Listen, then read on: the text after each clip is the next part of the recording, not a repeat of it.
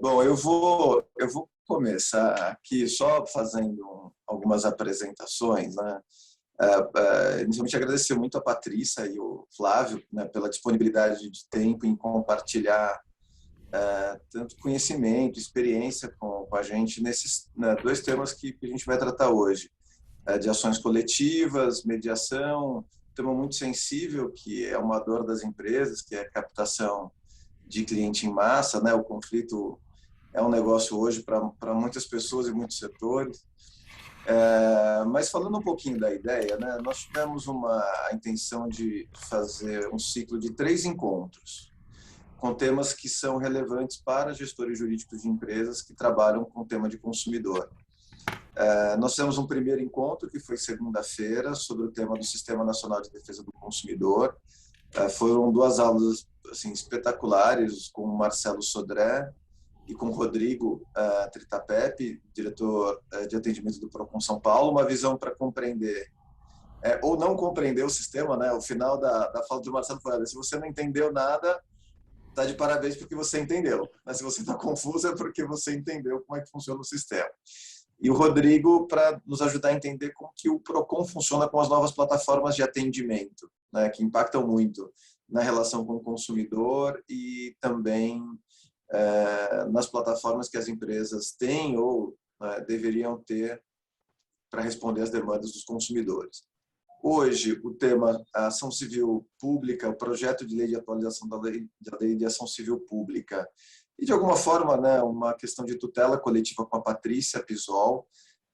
Imagino que todos conheçam a Patrícia. Eu só vou resumir muito o currículo da Patrícia, né, que é professora livre-docente pela PUC São Paulo.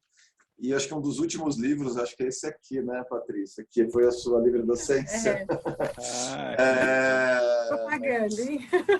Não, mas assim, é propaganda, mas muitas vezes, né, quem lida com esse tema no dia a dia, primeiro que quem lida com o tema no dia a dia já leu seus livros, enfim, tudo que você escreveu, mas é uma referência muito importante para quem lida com ações coletivas, que é o meu caso, né, no dia a dia do escritório, e é o caso de muitos aqui. O Flávio, eu já vou fazer uma rápida apresentação dele, mas o Flávio foi secretário nacional de reforma do Poder Judiciário, né, recentemente defendeu o doutorado na temática de mediação, trabalhou muito nessa discussão da lei de mediação e viveu questões e participações políticas importantes, né, e participa hoje do Conselho da OAB Federal, em alguns outros ambientes, que são ambientes onde a temática, né, não só de mediação, mas de solução de conflitos e captação, ela é sempre muito presente. E na sexta-feira nós teremos um terceiro encontro com 2 outros temas, que é o tema de publicidade, autorregulamentação e CONAR. Quem vai falar vai ser a Juliana, que é a diretora do CONAR, e sobre PROCON, sanções administrativas, revisão de multas de PROCON. E eu vou apresentar um estudo que a gente fez de jurisprudência e da estrutura administrativa dos PROCONs, para entender um pouco mais como os tribunais têm decidido sobre o tema. Só para finalizar, né, esse evento é um evento que foi organizado por uma EduTech, que é a Locademy. A ideia de ter a Locademy organizando esse evento é para que todos nós tenhamos muita liberdade de posicionamento e manifestação, sem nenhuma vinculação às teses, linhas de defesa de escritório, empresa. Então, eu queria estimular muito todos aqui a participarem. A gente tem um tempo muito curto de conversa, então, quanto mais trouxerem as dúvidas, as questões, a conversa ela é bem mais fluida e bem mais proveitosa para todos. E esse também, nós tomamos o cuidado de fazer um evento neutro. O que nós fizemos, contratamos uma consultoria que nos apoia, que busca neutralizar as emissões de carbono emitidas com esse evento. Bom, desde a quantidade de máquinas acessadas, participantes, um pouco de deslocamento que teve. Então, a gente tem esse selo neutro. Quem quiser um pouquinho mais de informação, a gente disponibiliza, mas o projeto apoiado é o projeto Projeto Florestal de Santa Marina, no Mato Grosso. Eu vou começar, então, nosso bate-papo Passando desde já a bola para a Patrícia. Assim, se puder, Patrícia, nos dá uma visão geral, né? A gente até conversou um pouquinho antes sobre tutela coletiva e uma questão que, além de nos atualizar sobre esses projetos, né, será que agora vai, né? Nós vamos ter uma mudança efetiva, né, no processo coletivo? Ou esse é mais um dos movimentos, como outros que já passaram, né? Eu vi que você participou de um desses projetos, né, no CNJ, e também a questão das ações coletivas, da temática dos precedentes, né, que é algo muito importante para um pouco mais de previsibilidade, né, dessas discussões. Então, eu passo para você a palavra de novo, né, todo mundo que quiser falar, todos os microfones estão liberados, é só abrir, participar, e a conversa com a Patrícia e o Flávio, que são dois grandes especialistas nos temas. Patrícia, obrigado, viu? Eu quero agradecer, bom dia a todos, quero agradecer o Vitor pelo convite. Para mim é realmente uma alegria participar desse evento, né? E é uma alegria rever você, o Flávio, o Marcos e os demais presentes, né?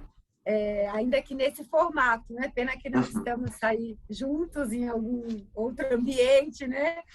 Mas, felizmente, podemos conviver dessa forma.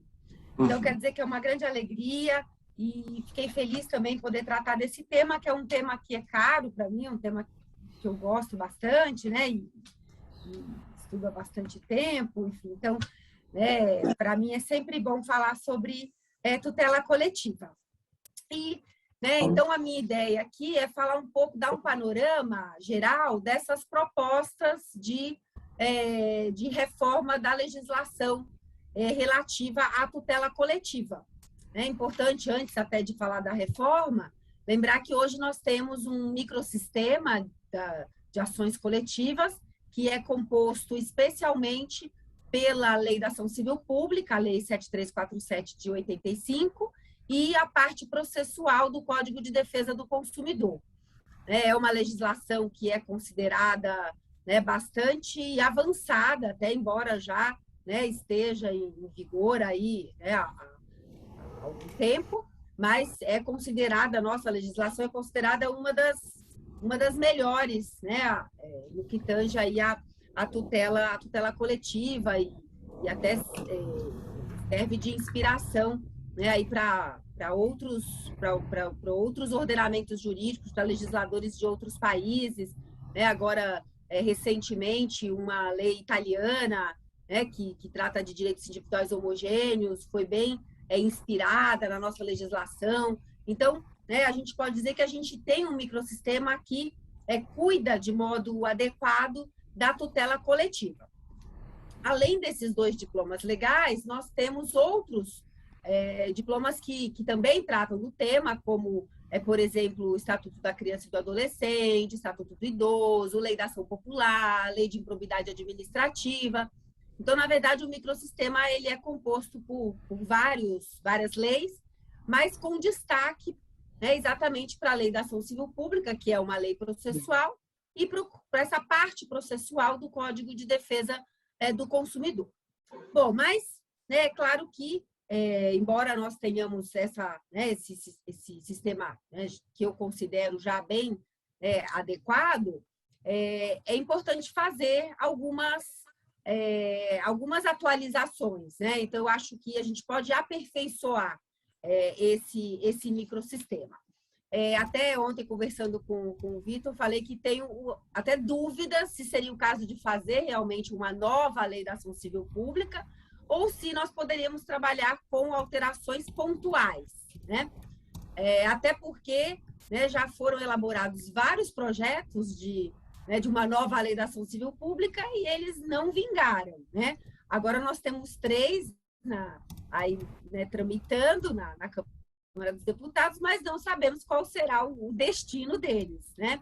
Então, vale aqui lembrar que nós já tivemos lá uma proposta de Código de Processos Coletivos, de iniciativa da professora Ada Pellegrini Grinover e outros estudiosos do tema lá da USP.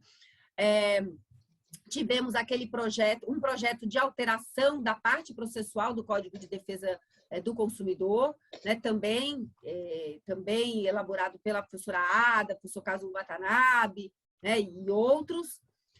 Um projeto que foi, acho que aquele que andou mais, né, e a gente até achava que ia, né, realmente resultar numa nova lei, que foi o projeto 5139 de 2009, mas ele não foi aprovado na CCJ e por uma pequena diferença de votos, e aí houve um recurso para o plenário da Câmara que, salvo engano, ainda está pendente de julgamento. E há um outro projeto, que é um mais voltado para políticas públicas, né? Controle e intervenção em políticas públicas pelo Poder Judiciário, que é o 8.058 de 2014, que lida um pouco mais com a questão do processo estrutural, né? Enfim. E também parece que não caminha. E agora nós temos esses 3 projetos, né? Que são o projeto 4778, de 2020, que é esse do Conselho Nacional de Justiça, o 4441, de 2020, do deputado Paulo Teixeira, e agora um de 2021, 1641, também do Paulo Teixeira, e esse resultou aí de um estudo que o IBDP, o Instituto de Direito Processual, fez, uma comissão lá ligada ao Instituto, fez um estudo em cima dos outros projetos, né, fazendo algumas sugestões, mas pelo que a gente vê lá da justificativa, foi a partir já dessas 2 propostas de 2020. Então, a gente tem lá algumas regras que estão no projeto do CNJ, outras que estão no outro projeto, né, no 4441. Enfim, então, né, temos aí, né, esses 3 projetos, eles estão apensados, né, e se a gente pesquisar lá no portal da Câmara dos Deputados, a gente vai encontrar a informação de que eles estão lá na CCJ, né, da Comissão de Justiça e Cidadania, né, CCJC, né? Então, atualmente estão apensados esses projetos e tramitando. Então, não sabemos aí exatamente, né, como eu falei antes, qual vai ser o destino, né, disso tudo. Mas acho que é importante, acho que é importante até ter lidar com essas propostas, porque acho que é uma forma de a gente sempre pensar sobre o processo coletivo, né, refletir sobre esse tema, que é um tema que eu considero muito importante, né, o tema da tutela coletiva, né, um tema realmente muito relevante que afeta a todos, não só os profissionais do direito, mas, né, os cidadãos em geral, né? Então, é um tema que interessa a todos nós, né?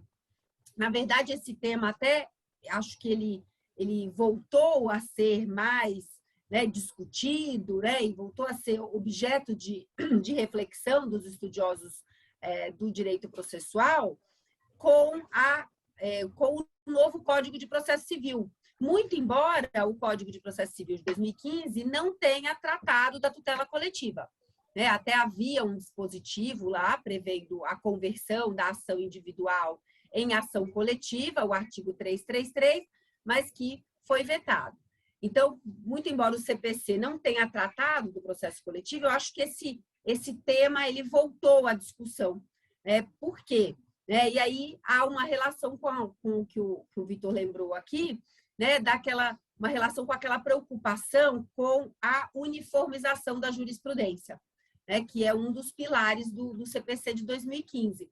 Né? Então, a gente pode dizer que o processo coletivo, né, as ações coletivas, elas estão muito relacionadas, né, com os mesmos objetivos da uniformização da jurisprudência, né, daquelas técnicas de padronização das decisões judiciais que são tão valorizadas ali no CPC, né, porque acho que a gente pode dizer que tanto as ações coletivas quanto essas técnicas de padronização das decisões, elas encontram fundamento nos princípios da isonomia, né, da duração razoável do processo, né, elas estão, né, fundadas na busca de segurança jurídica, né, de previsibilidade, estabilidade, coerência, né, que são, né, realmente objetivos aí,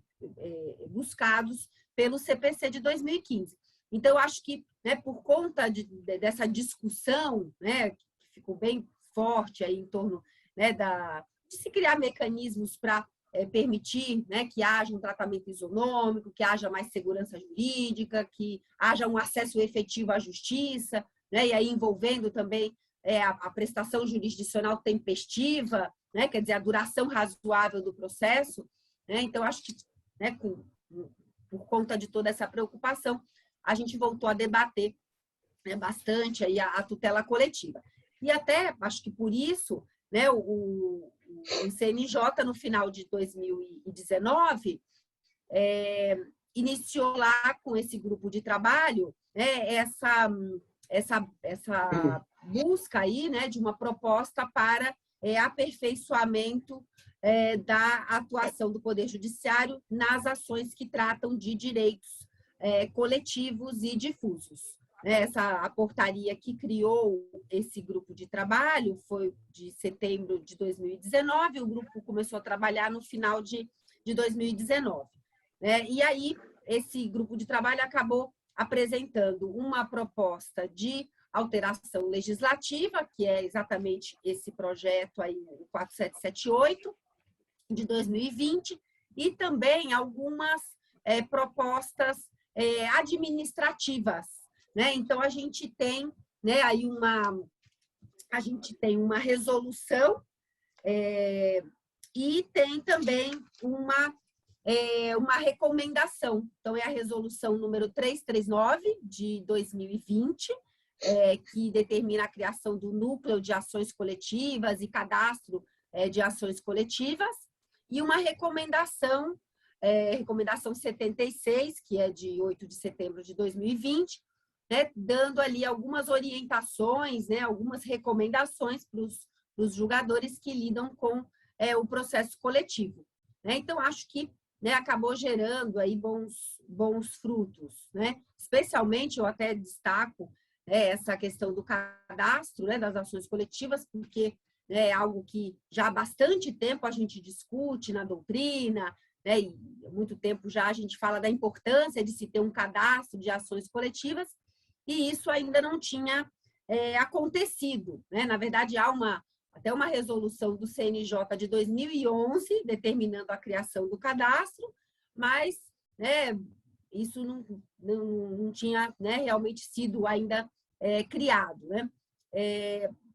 E agora foi criado junto lá com o Conselho do Ministério Público, né? Então a gente encontra aí, né, fazendo uma pesquisa, esse cadastro. Né? Então, o cadastro de ações coletivas e também inquéritos civis e termos de ajustamento de conduta. E acho que isso é bem importante, né? Porque é uma forma de a gente ter acesso a esse tipo de informação. Né? Eu acho que um dos grandes problemas do processo coletivo e que acaba gerando aí dificuldade, né, para todos que lidam com o processo coletivo, é o da multiplicidade de ações coletivas, né, e também de ações individuais, né, relacionadas a matérias que já são objeto de ações coletivas. Né? Então, muitas vezes isso acontece por falta de informação.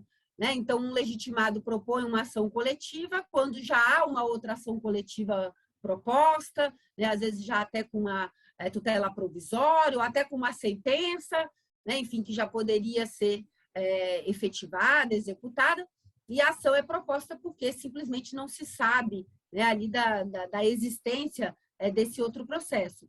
E muitas vezes os indivíduos também acabam demandando, promovendo as suas ações individuais, porque nem sabem que poderiam já se beneficiar de um processo coletivo.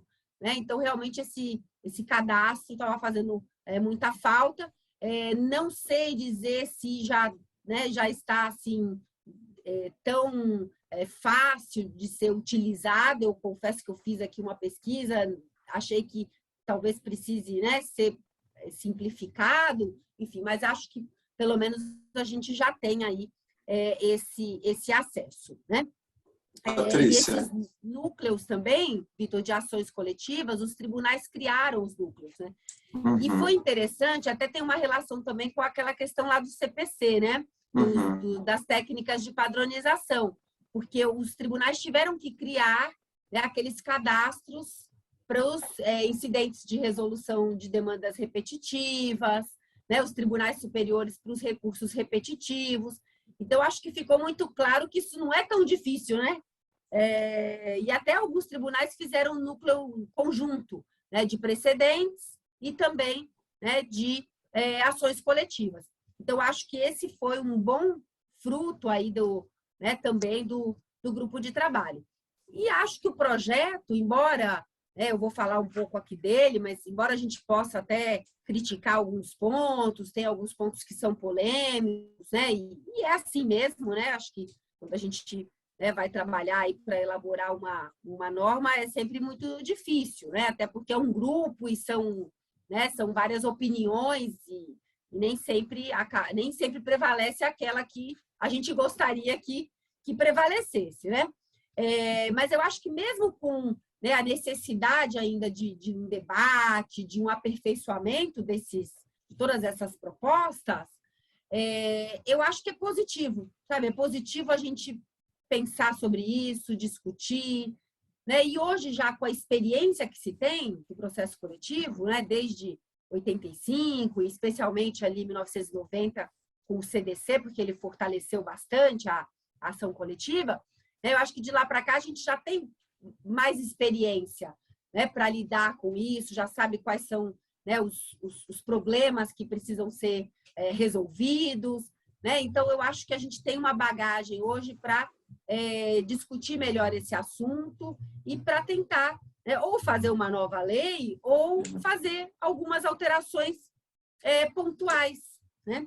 Eu até lembro uma. Deixa eu aproveitar, só desculpa, eu vou, assim, só para fazer uma pergunta.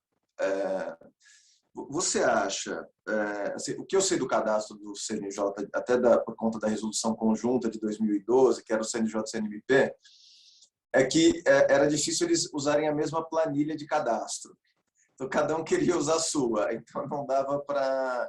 O que parece básico, né? Era só uma planilha. Mas a minha pergunta, assim, até entrando nos projetos, você comentou que tem muitas, assim, a multiplicidade de ações coletivas, né? Isso realmente é um problema. Hoje, para muitas empresas, há alguns anos, as ações coletivas eram ações estratégicas.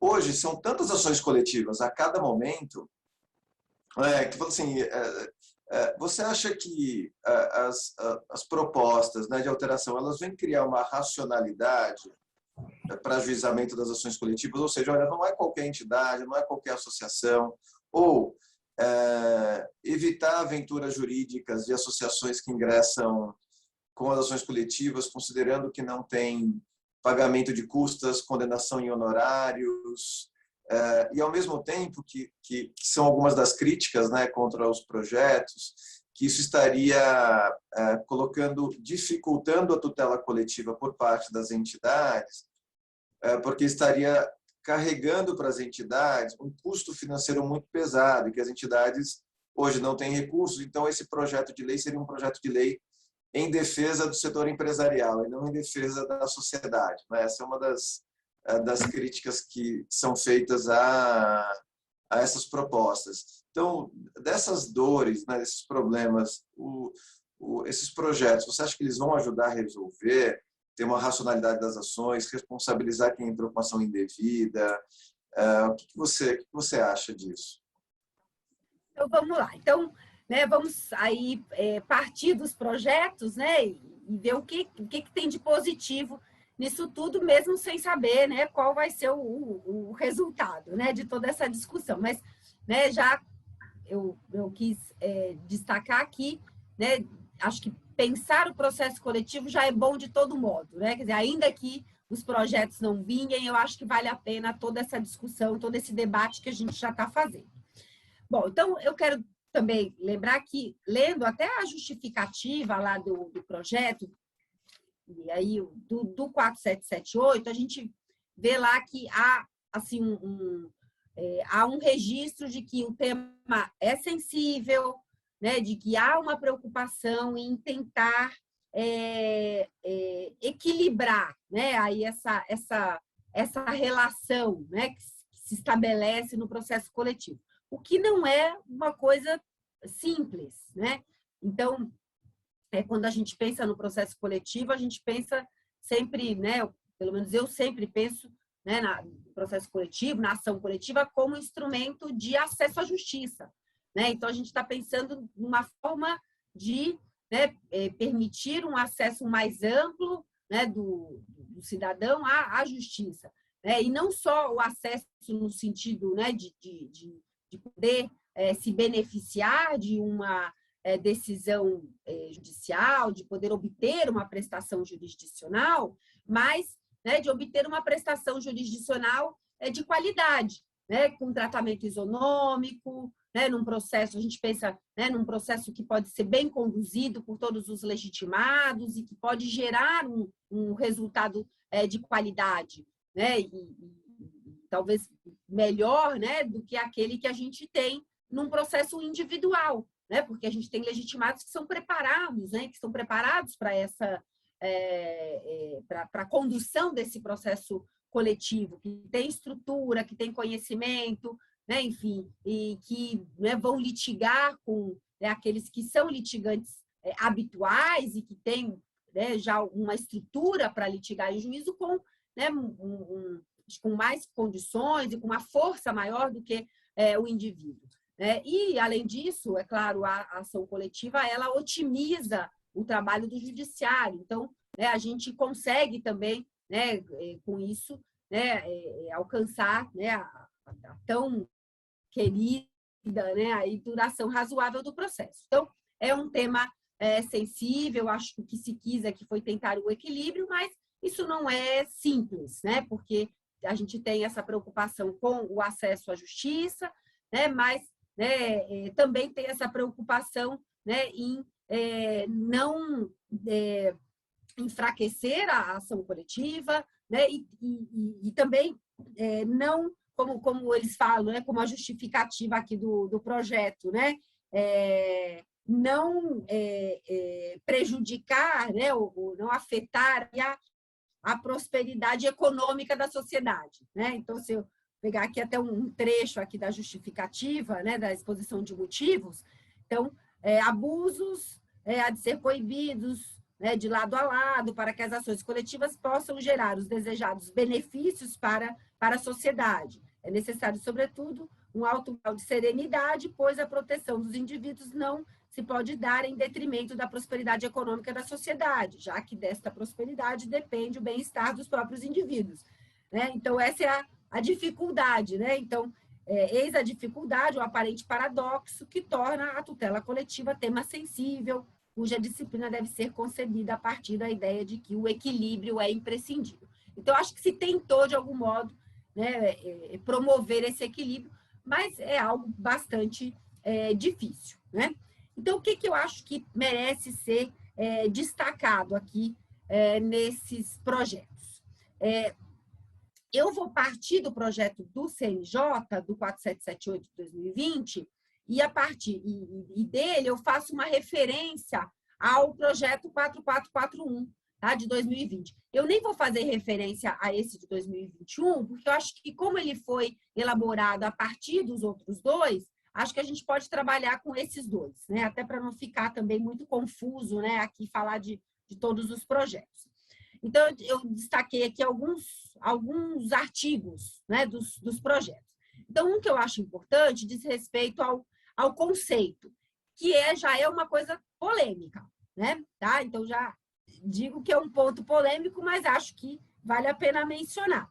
Por quê? Hoje, né, no artigo 81, parágrafo único do Código de Defesa do Consumidor, nós encontramos os conceitos de direitos coletivos em sentido amplo, né? Direito difuso, direito coletivo estrito sensu, direito individual homogêneo. O conceito de direito individual homogêneo, é aquele que acaba gerando maior polêmica, né? Acho que na doutrina e também em termos práticos. E a ação coletiva relativa a direito individual homogêneo é aquela que acho que causa aí uma preocupação maior, né? Porque, né, ela envolve direitos que, na essência, são direitos individuais, mas que podem ser protegidos pela via coletiva.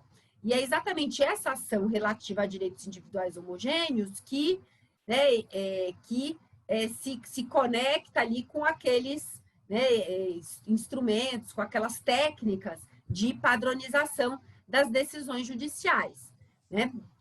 Então, né, no CDC, nós temos como critério para a identificação do direito individual homogêneo a origem comum, né? Então, pelo conceito atual, desde que haja origem comum, é possível falar em direito individual homogêneo, né? E não há uma exigência no sistema atual de que, né, haja uma predominância das questões comuns sobre as questões individuais, ou, né, que haja aí uma superioridade da ação coletiva em relação às ações individuais, que é algo que já foi questionado na doutrina, né? Mas a gente não tem isso na lei hoje, né? O critério é origem comum.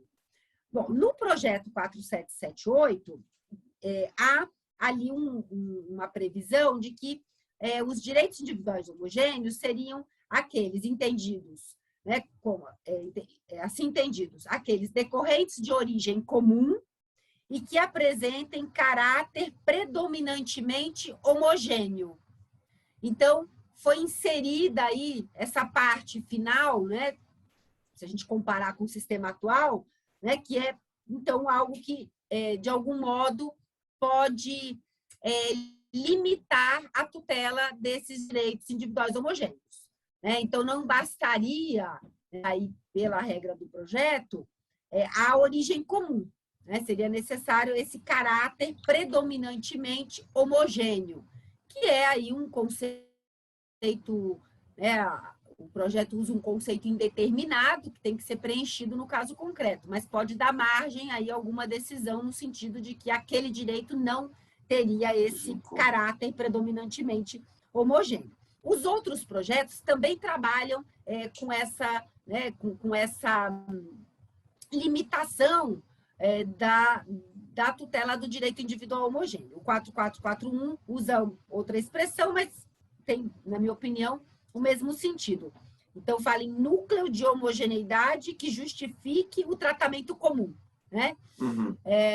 Enfim, então, acho que é um ponto para a gente pensar, né? Porque isso pode ser algo positivo, se bem aplicado, porque, né, talvez o julgador ali, no caso concreto, possa fazer essa análise, e isso pode servir até para o próprio legitimado, para ele decidir se ele vai propor ação coletiva ou não, né? Então, ele pensar, será que aqui vale a pena a tutela coletiva? Será que há realmente esse caráter, né, predominantemente homogêneo, que justifique esse tratamento coletivo? Ou aqui é melhor trabalhar com ações individuais, né? Então, acho que isso pode ser algo positivo, se bem aplicado, mas também pode ser negativo, né? Porque pode levar a decisões desfavoráveis, né, à propositura das ações coletivas.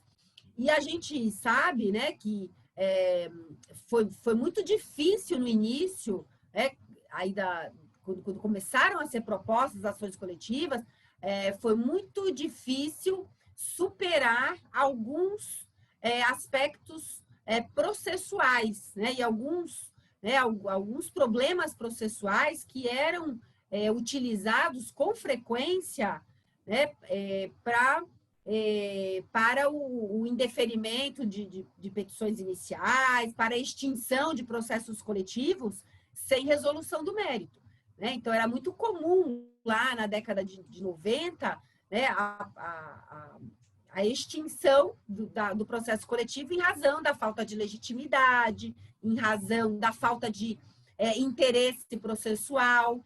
E aí, muitas vezes, o motivo que se utilizava era de que os direitos eram divisíveis, e, na verdade, o direito individual homogêneo é divisível, né? Então, por força de lei, ele já é esse direito, né, com objeto divisível. Enfim, então, isso causa uma preocupação, né? Se isso, né, vai ser, né, se houver alteração, se isso será positivo ou não.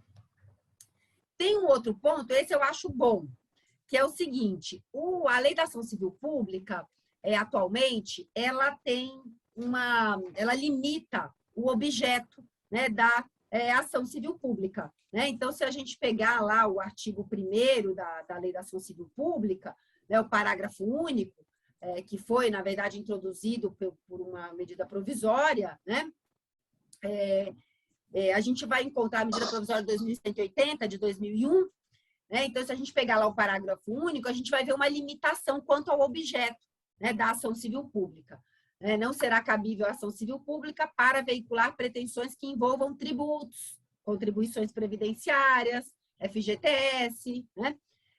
Enfim, então, é uma limitação e que é muito criticada por grande parte da doutrina, né? Porque, de fato, né, a gente tem, nesses casos, direitos que são claramente, né, direitos coletivos no sentido amplo, né? E por que não permitir a tutela coletiva desses direitos, né?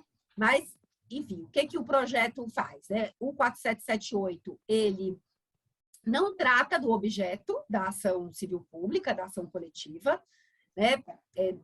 Como faz o artigo 1º da Lei da Ação Civil Pública.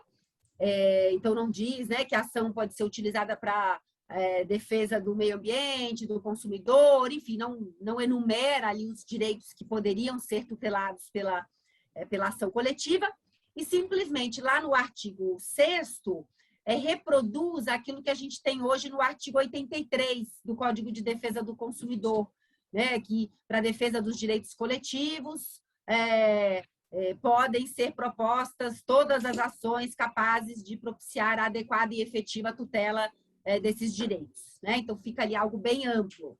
O projeto 4441, ele até indica os direitos ali que podem ser tutelados, como faz o artigo 1º da Lei da Ação Civil Pública, né?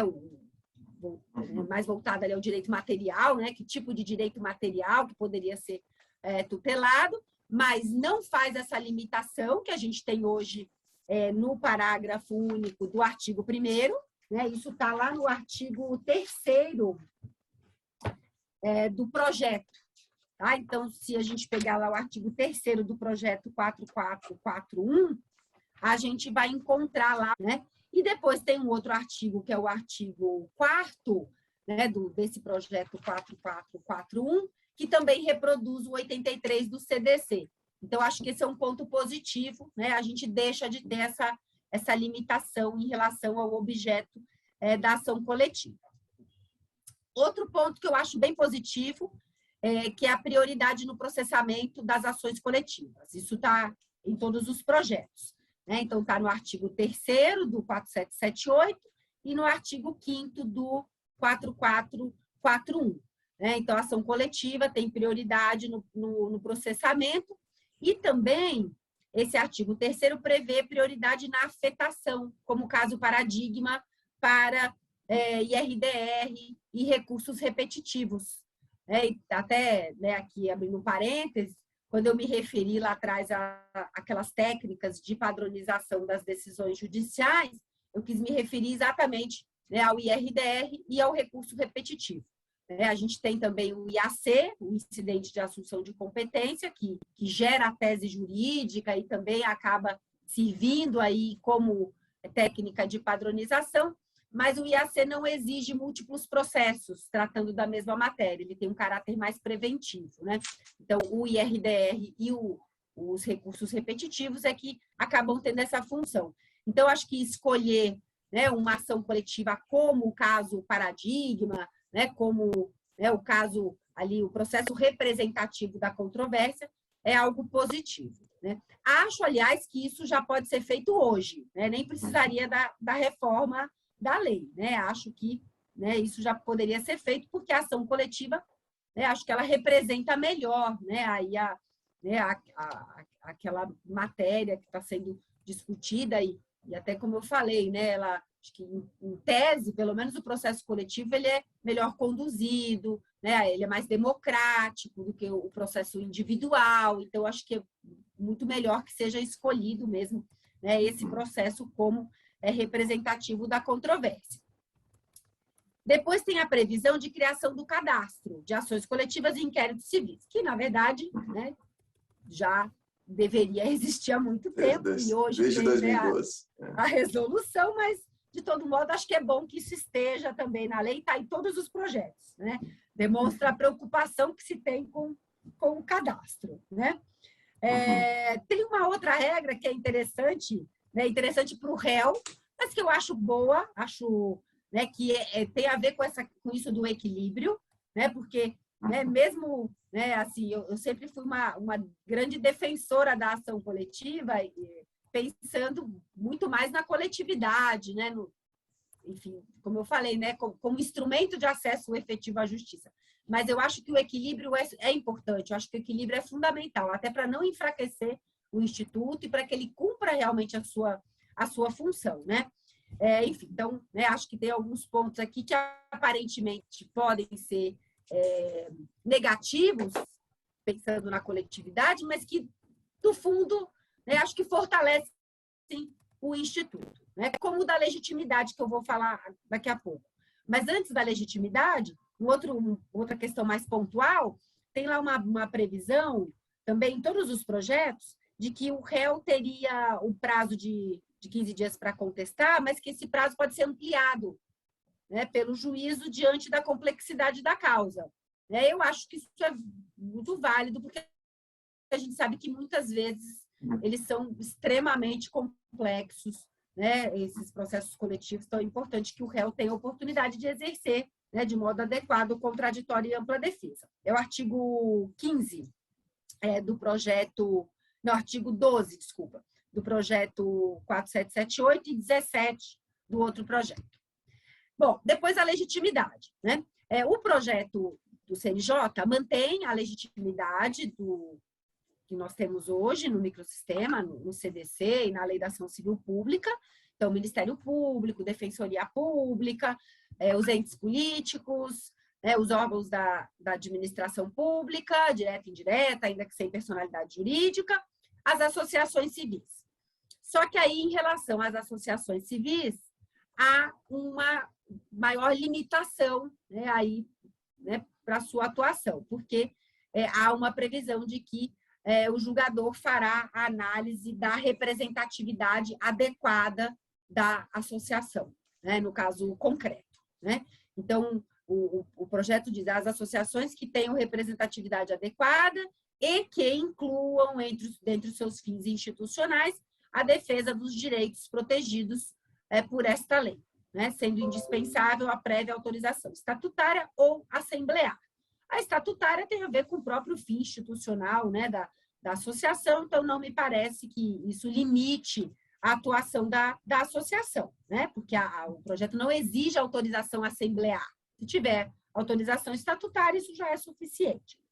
Acho que o que pode limitar realmente é essa análise da representatividade adequada. Porque aí até é parecido com aquilo que eu falei do conceito, né? Se bem aplicado, pode ser algo positivo, porque aí a gente vai ter ações coletivas propostas por associações sérias, comprometidas, né, responsáveis, né, associações que, né, realmente atuam, né, processual e extraprocessualmente na defesa dos direitos coletivos, que é o que a gente quer, né? Eu acho que o próprio, né, Código de Defesa do Consumidor, quando lá atrás, né, atribuiu a legitimidade às associações, né, quis isso, né, quis fortalecer a sociedade, né? A associação é uma longa manos da sociedade, né? Quer dizer, eu acho que foi isso que se pretendeu. E na época foram adotados 2 critérios objetivos: a finalidade estatutária e a pré-constituição, há 1 ano. E acho que foi muito bom naquele momento, né? Exatamente porque não havia, né, essa cultura do processo coletivo, né, de se aceitar a ação coletiva como um meio, né, de acesso à justiça e um meio, né, positivo de acesso. Acho que havia uma resistência, né, na época, falta de conhecimento, né, de todos, né, do operador do direito em geral, né, e assim, falta de cultura de associação mesmo, né, de se associar, né? Então, acho que isso, o que se quis foi incentivar a criação de associações que pudessem defender os direitos, né, dos consumidores e outros direitos coletivos. Mas eu acho talvez, que a Patrícia... Sim, sim. Não, só pensando um tema, talvez, não sei se ela vai abordar, mas o que a gente vive muito são escritórios de advocacia que se travestem de associações para a captação de clientes. Talvez essa mudança possa Isso, né? sim, inibir esse tipo de comportamento, né? Eu acho que essa é a ideia hoje, né? Acho que a experiência mostrou que há associações que realmente atuam, né, como associações e que estão comprometidas com a defesa do direito coletivo, e outras que não, né, que são ali, né, aparentemente, né, tem aparência de associação, mas na verdade não são associações, não tem esse compromisso. E aí isso, além de enfraquecer o Instituto, eu acho que prejudica a tutela da coletividade, né, porque uma ação mal proposta e mal conduzida pode gerar um resultado muito ruim para a coletividade, ainda que hoje a gente tenha uma coisa julgada só pró e não contra, né, a coletividade, né, que é uma outra proposta de mudança aqui, como a gente vai ver, né? Mas ainda hoje, né, mesmo no sistema atual, em que apenas a sentença de procedência faz coisa julgada, erga omnes ou ultra partes, a de improcedência não, né? Se você tem uma ação mal proposta, né, e um processo mal conduzido, isso de todo modo é ruim, né? Porque um outro legitimado pode deixar de propor ação porque já foi proposta aquela ação, né? Então, um outro que iria trabalhar bem acaba não tomando essa iniciativa. Então, eu acho que, né, a experiência mostrou que pode ser positivo, né, limitar aí, né, ou ter mais critérios, né, ter outros critérios para identificar que associações devem propor essas ações coletivas. Agora, pode ser bem usado, né? Pode ser bem aplicada a lei ou não, né? Aí é o problema que a gente tem que encarar, né? Tem que enfrentar. E também há a questão dos critérios utilizados. Então, alguns têm questionado os critérios dos projetos, né? Então, por exemplo, o 4778 usa quais critérios? Número de associados, capacidade financeira, rol de casos de que a associação participou, judicial e extrajudicialmente, quadro de especialistas no tema, laudo indicativo do número de pessoas atingidas. Esse aqui eu acho bem complicado mesmo, né? Esse laudo indicativo do número de pessoas, porque isso é difícil, né? E acho que não há essa exigência na lei de que você tenha um número extenso de pessoas atingidas. Pode ser um número pequeno, mas se justificar a propositura da ação coletiva, né? Então, acho que é questionável esse critério. E depois, outros meios adequados. O projeto 4778 é parecido, usa critérios parecidos com esses, mas não usa esse aqui do número de pessoas atingidas. Então, acho que ficou melhor ali no outro projeto, né? Aqui é o artigo 5º, no 4778, e no outro é o artigo 6º, que trata dessa questão aí da representatividade adequada. E até vale dizer, mesmo no sistema atual, há quem defenda a ideia de que o juiz poderia fazer essa análise no caso concreto. Eu não concordo, acho que no sistema atual não há previsão nesse sentido. Então, os critérios são objetivos e eles que devem ser considerados, né? Mas, se, né, for aprovada uma dessas propostas, aí a gente pode passar a ter, né, realmente esse poder aí previsto em lei, o juiz fazer a análise no caso concreto.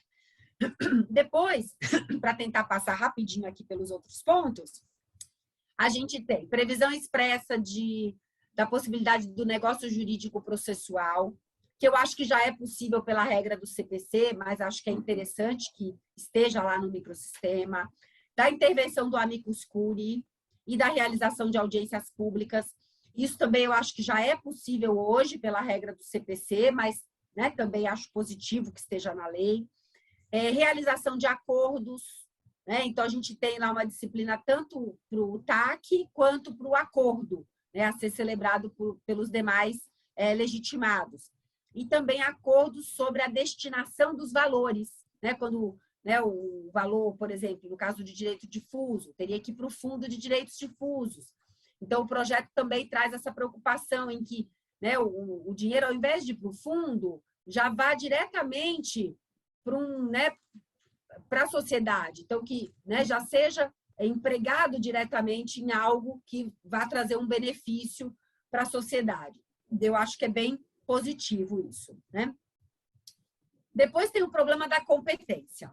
Aqui é bem polêmico. Na verdade, cada projeto está de um jeito. E eu tô assim, até lendo todos aqui, eu fico achando que o melhor é o que a gente tem hoje, sabe? Porque o artigo 93 do CDC, eu acho que ele é muito bom, né? Ele diz que se o dano for de âmbito local, a competência é do local do dano, se for de âmbito regional ou nacional, é da capital do estado ou do Distrito Federal. É bom, mas acaba gerando esse problema da multiplicidade de processos, né? Porque você tem legitimidade concorrente, competência concorrente, quando o dano é de âmbito regional ou nacional, e aí vários legitimados no país acabam promovendo ações. Mas eu acho que a gente pode minimizar esse problema de outra forma, não mudando a competência. Talvez, né, como a gente vai ver na sequência, disciplinando melhor a questão da litispendência, com o banco de dados, né, com o cadastro nacional. Né, enfim, eu acho que a gente pode desestimular, né, a propositura de várias ações coletivas, né, de outra forma, né, ao invés de mexer na competência. Mas, enfim, no projeto aqui no 4778, a regra seria da competência sempre da capital do estado, de preferência varas especializadas. Isso de ter vara especializada eu acho muito positivo. Agora, ser sempre na capital do estado, eu tenho dúvida, porque eu acho que a capital vai ter que estar muito bem aparelhada para receber todas essas ações né, e aí seria para tudo, né, não só de âmbito nacional, mas mesmo aquela que, quando o dano é de âmbito local, né, iria para a capital do estado, então acho que tem que ter uma estrutura muito boa. Acho que a distância do local ali onde ocorreu o dano pode dificultar a propositura da ação, né? Porque às vezes o legitimado que está ali no local, ele está mais motivado para tomar essa iniciativa, não só a associação local, mas mesmo o Ministério Público, a Defensoria Pública, né? Então, eu acho que ficar tudo na capital do estado não é bom, mas foi o que acabou prevalecendo ali na hora da elaboração do projeto. Né? Aí tem uma coisa positiva na regra de competência, que é a possibilidade de o exequente optar pelo foro do seu domicílio para o cumprimento da sentença, que é algo que hoje já prevalece, né? Que dá para a gente extrair hoje do microsistema, mas ficaria expresso aqui na lei. O projeto 4441, ele tem uma regra diferente de competência e prevê que cabe ao juiz controlar de ofício a competência e que ele pode conduzir o processo, ele pode escolher ali, né, o juízo que possa melhor conduzir o processo com mais efetividade para a tutela coletiva. E o outro projeto, o de 2021, fala em competência adequada. Então, que o juiz escolheria ali aquele órgão que tem a competência mais adequada. Eu acho muito complicado lidar com competência usando essas expressões aí genéricas, né? Usando esses conceitos indeterminados e dando esse poder aí ao juiz para estabelecer o órgão competente no caso concreto. Eu não sou favorável a isso. Eu acho que regra de competência tem que estar expressa na lei, a gente tem que saber qual é a regra do jogo, né? Eu acho que isso de o próprio juiz analisar qual que é o mais adequado, né? Não me parece positivo. Mas é algo que já vem sendo defendido na doutrina.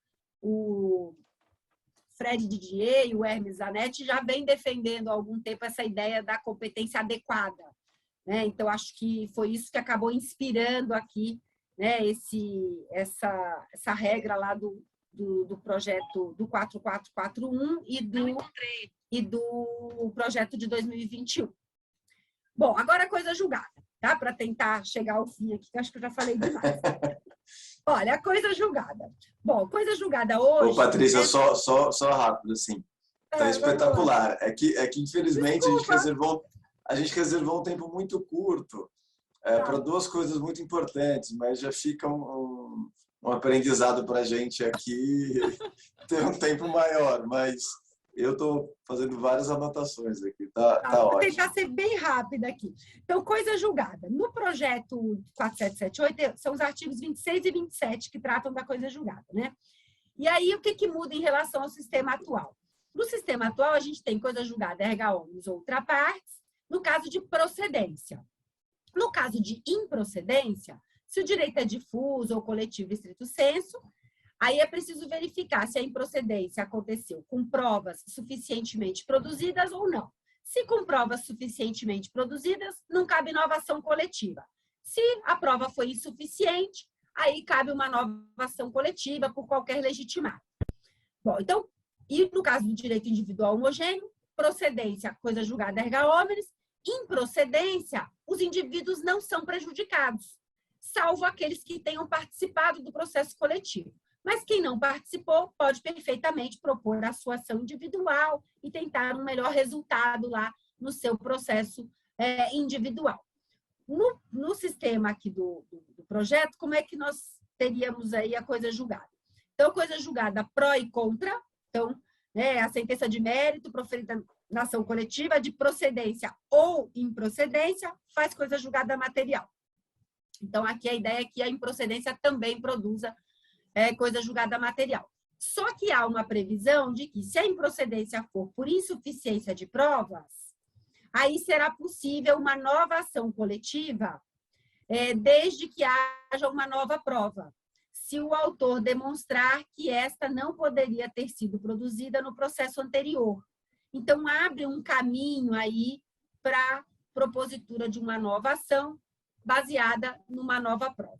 Tá? Mas ela,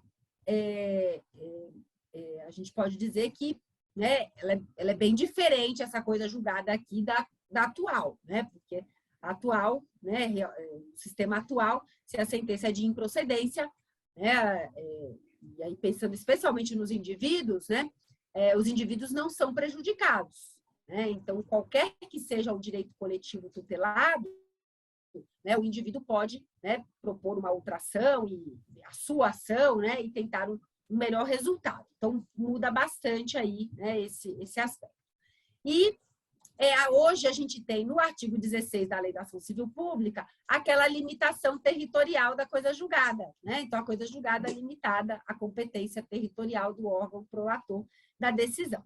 O STF, agora, né, nesse ano, em abril desse ano, reconheceu a inconstitucionalidade do dispositivo, então, né, acho que colocou um fim aí a esse problema, né? Isso já é objeto de debate na doutrina desde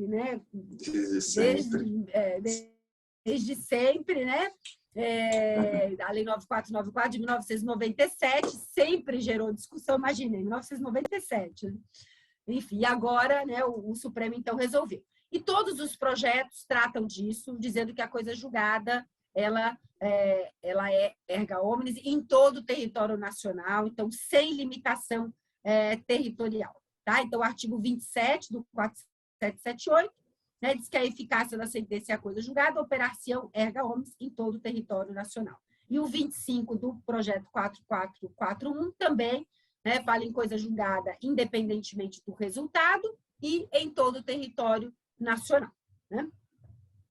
E quanto à litispendência, né, que é um grande problema, né, porque realmente a gente tem várias ações coletivas, né, tratando do mesmo tema, muitas vezes, né, ações coletivas que são idênticas, elas só foram propostas por legitimados diferentes, mas, né, o réu é o mesmo, o pedido é o mesmo, a causa de pedido é a mesma, as pessoas que serão eventualmente beneficiadas por uma sentença favorável são as mesmas, né? Enfim. E o sistema atual não trata disso, né? E aí há uma discussão se, né, nesse caso, há litispendência ou há conexão, né? Se o processo deve ser extinto ou se as causas devem ser reunidas. Eu já defendi aqui a hipótese de litispendência, né? Mas eu sempre defendi que nós não deveríamos aplicar a regra do CPC, de que, havendo litispendência, o processo deve ser extinto, segundo o processo, né? Mas que as causas deveriam ser reunidas para julgamento conjunto. Embora, né, claro, haja a litispendência e a gente não vai julgar 2 vezes o mesmo pedido, né? Você pode reunir, porque eu acho que isso é melhor, né, para a própria tutela coletiva, porque as ações podem ser idênticas, mas os processos podem não ter sido conduzidos da mesma forma.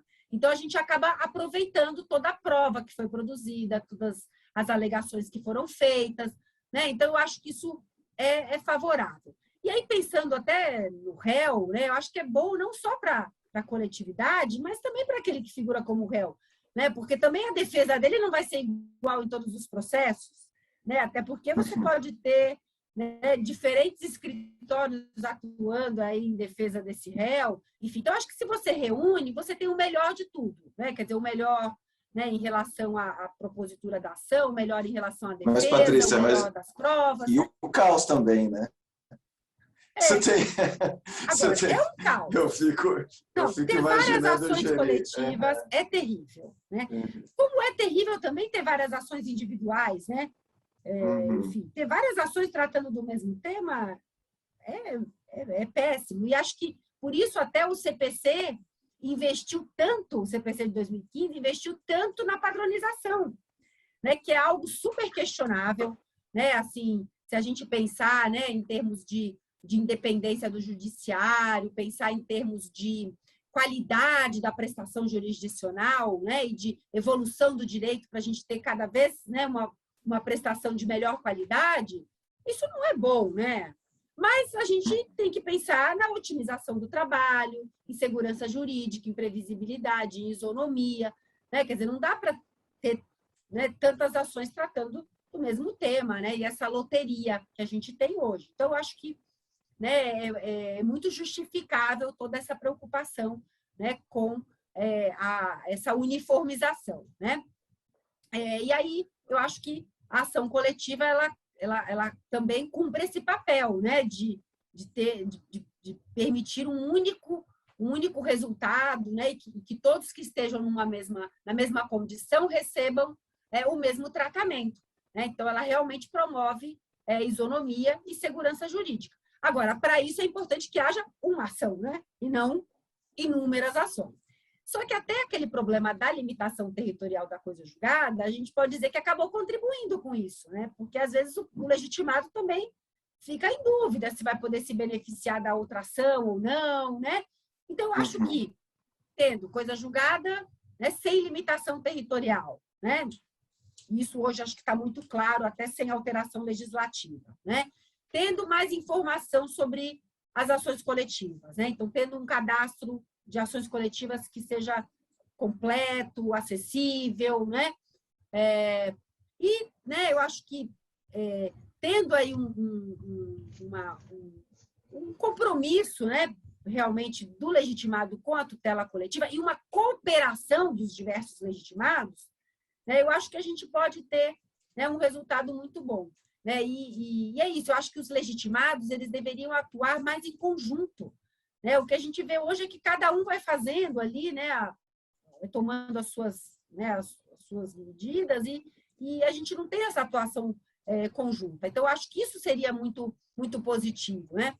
E acho que o sistema atual já permite a intervenção do amicus curiae, né? Já permite o próprio litisconsórcio entre legitimados, né? O ingresso depois do legitimado, mesmo com o processo em curso, né? Como assistente litisconsorcial, essas audiências públicas. Então, eu acho que a gente já tem hoje muitos instrumentos para que essa tutela seja muito melhor, né? E para que a gente não tenha múltiplas ações coletivas tratando do mesmo tema, né?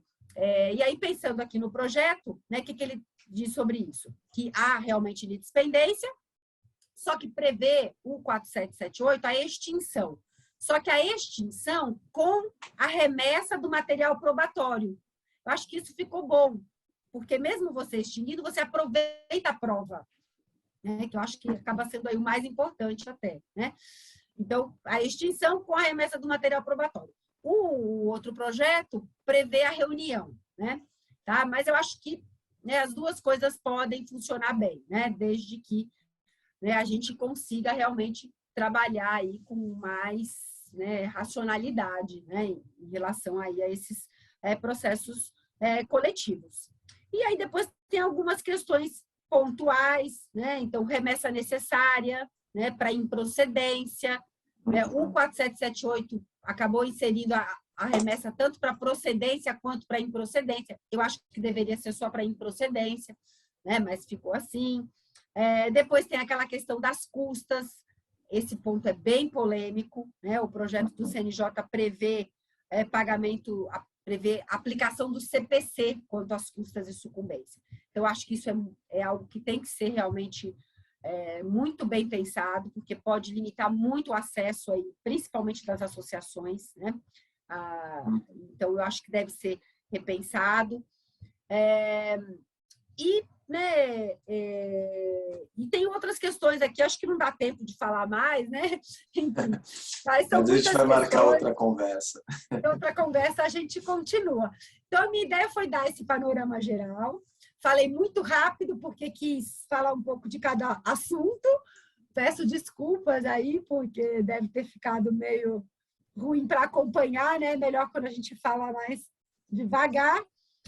Mas é isso, eu acho que, né, para finalizar, eu acho que pensar o processo coletivo é sempre algo muito positivo, porque, como eu falei no início, isso é importante não só para quem trabalha com direito, mas para a sociedade, né, para a coletividade, para o cidadão. Então, acho que a gente tem que estar sempre pensar o processo coletivo, sempre tentar encontrar formas de, né, aperfeiçoar esse sistema de tutela coletiva. E acho que, né, a gente tem, no sistema atual já, né, regras, né, que permitem uma tutela efetiva e adequada desses direitos coletivos.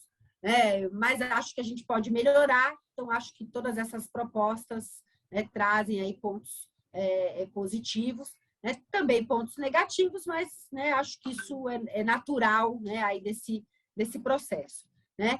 E até, né, falando um pouco também lá daquelas técnicas de padronização, eu acho que, né, a ação coletiva não exclui as técnicas de padronização e vice-versa. Né? Eu acho que, né, tudo isso pode caminhar junto. Acho que são instrumentos, né, que estão, né, aí, fundados nessa busca de isonomia, duração razoável do processo, né? Otimização do trabalho do judiciário, segurança jurídica, acesso efetivo à justiça.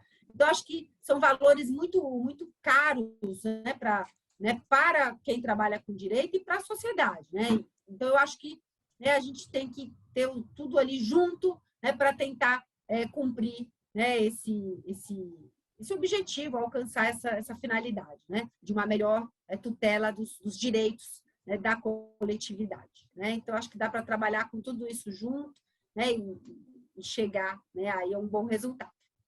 É isso. Patrícia, olha, super obrigado. Você conseguiu, num espaço muito curto, trazer muita informação. Acho que a gente vai ter que discutir isso em outro momento. O tema, né, que você falou por último, o tema das custas, muito embora seja um tema muito sensível para as entidades, para as séries, né, que podem ver isso uma limitação do exercício dos seus deveres como entidades civis, para muitos que atuam no tema das ações coletivas, isso é música para os ouvidos. Falam assim, nossa, finalmente, talvez isso traga um pouco de freios para o abuso no uso das ações coletivas, né? Então, mas eu converso com muitas associações, né? E esse é um tema que é um tema que desperta paixões mesmo, é um tema muito difícil. Talvez a gente tenha que pensar em usar os outros meios, né, para né, inibir essa demanda. A má fé, talvez usar isso de forma conjunta vai ser a alternativa. Mas muito obrigado. Sim, o tempo passou muito rápido e agora eu vou passar para o Flávio, né, que tem um tema que se conecta. Eu recebi aqui, enfim, vários, né, elogios e algumas perguntas, mas a gente não vai ter tempo para discutir isso aqui. Eu converso com você depois e, se for o caso, a gente bate um bate-papo de ações coletivas. E, Flávio, a gente inicialmente tinha planejado encerrar um pouco cedo. Eu vou estender até as 10h45. Aí eu vou te encurtar um pouco o seu tempo, mas você tem o tema de mediação judicial, captação de demandas, que é um outro tema também muito sensível. Quem quiser fazer pergunta, pode me mandar ou mandar no chat, que a gente vai tentando aqui manter todos os pratos girando e aí, num segundo encontro, a gente tenta responder. Mas, Patrícia, obrigado, viu? Foi excepcional aqui e milhões de elogios aqui por tudo que você falou. Eu agradeço e peço desculpas ao Flávio. Mil desculpas, Flávio. Imagina. Cara, o Flávio se vira nos 30. Ele é o último corredor. Ele é aquele último corredor do bastão, sabe? Assim, que pega para correr mais rápido que os anteriores. Flávio, obrigado, viu? Tá com a palavra. Tá bom, vamos lá. Bom, bom dia a todas e a todos. Agradeço o querido amigo Vitor aí pelo convite e a Law Academy. E muito feliz de participar com a Patrícia, porque aqui está dando uma saudadezinha de PUC, né? Porque a gente se encontrava toda segunda de manhã aqui na sala dos professoras, a Patrícia e o Vitor. Então é muito feliz de encontrar de novo. E mais feliz ainda que foi a primeira vez que eu te ouvi, Patrícia. Porque como a gente é de áreas, né, diferentes, poucas vezes a gente se encontra, né? E olha, tudo que eu tinha ouvido falar da Patrícia, ela mostrou que é muito além do que tinham falado. E foi o que você disse. É como se eu tivesse, como eu estou no Rio de Janeiro, é como se eu estivesse ouvindo Bossa Nova ao ouvir tudo que ela falou por aqui. Queria também agradecer a Stephanie pelo background aí, que, né, ajudou bastante na organização do evento. E um prazer enorme rever muita gente, com uma amiga aí, a Maria Rita, que a gente fez formação de mediação junto, então é muito legal rever. Eu preparei uma apresentação, conversando com o Vitor, rápida, né? São 10 slides, e acho que aí fica fácil, né? Até para controlar o tempo aqui. Eu apresento, como é que a gente faz, Vitor? Você que sabe, eu estou com a apresentação aqui, eu posso passar para você. Se você preferir. Pode você passar? Acho que é melhor. Acho que isso é melhor. Tá bom, melhor. Pode ir começando aí, eu vou abrir ela aqui e já eu coloco. Eu conversei com o Vitor e eu pensei em fazer a apresentação de duas formas. Uma primeira forma dizendo o que nós fizemos para chegarmos nesse, como a Patrícia disse, do microsistema coletivo, das ações coletivas, é mais ou menos um microsistema também da mediação e dos meios alternativos, ou apropriados, ou consensuais, o nome que queira se dar, né, a solução de conflitos.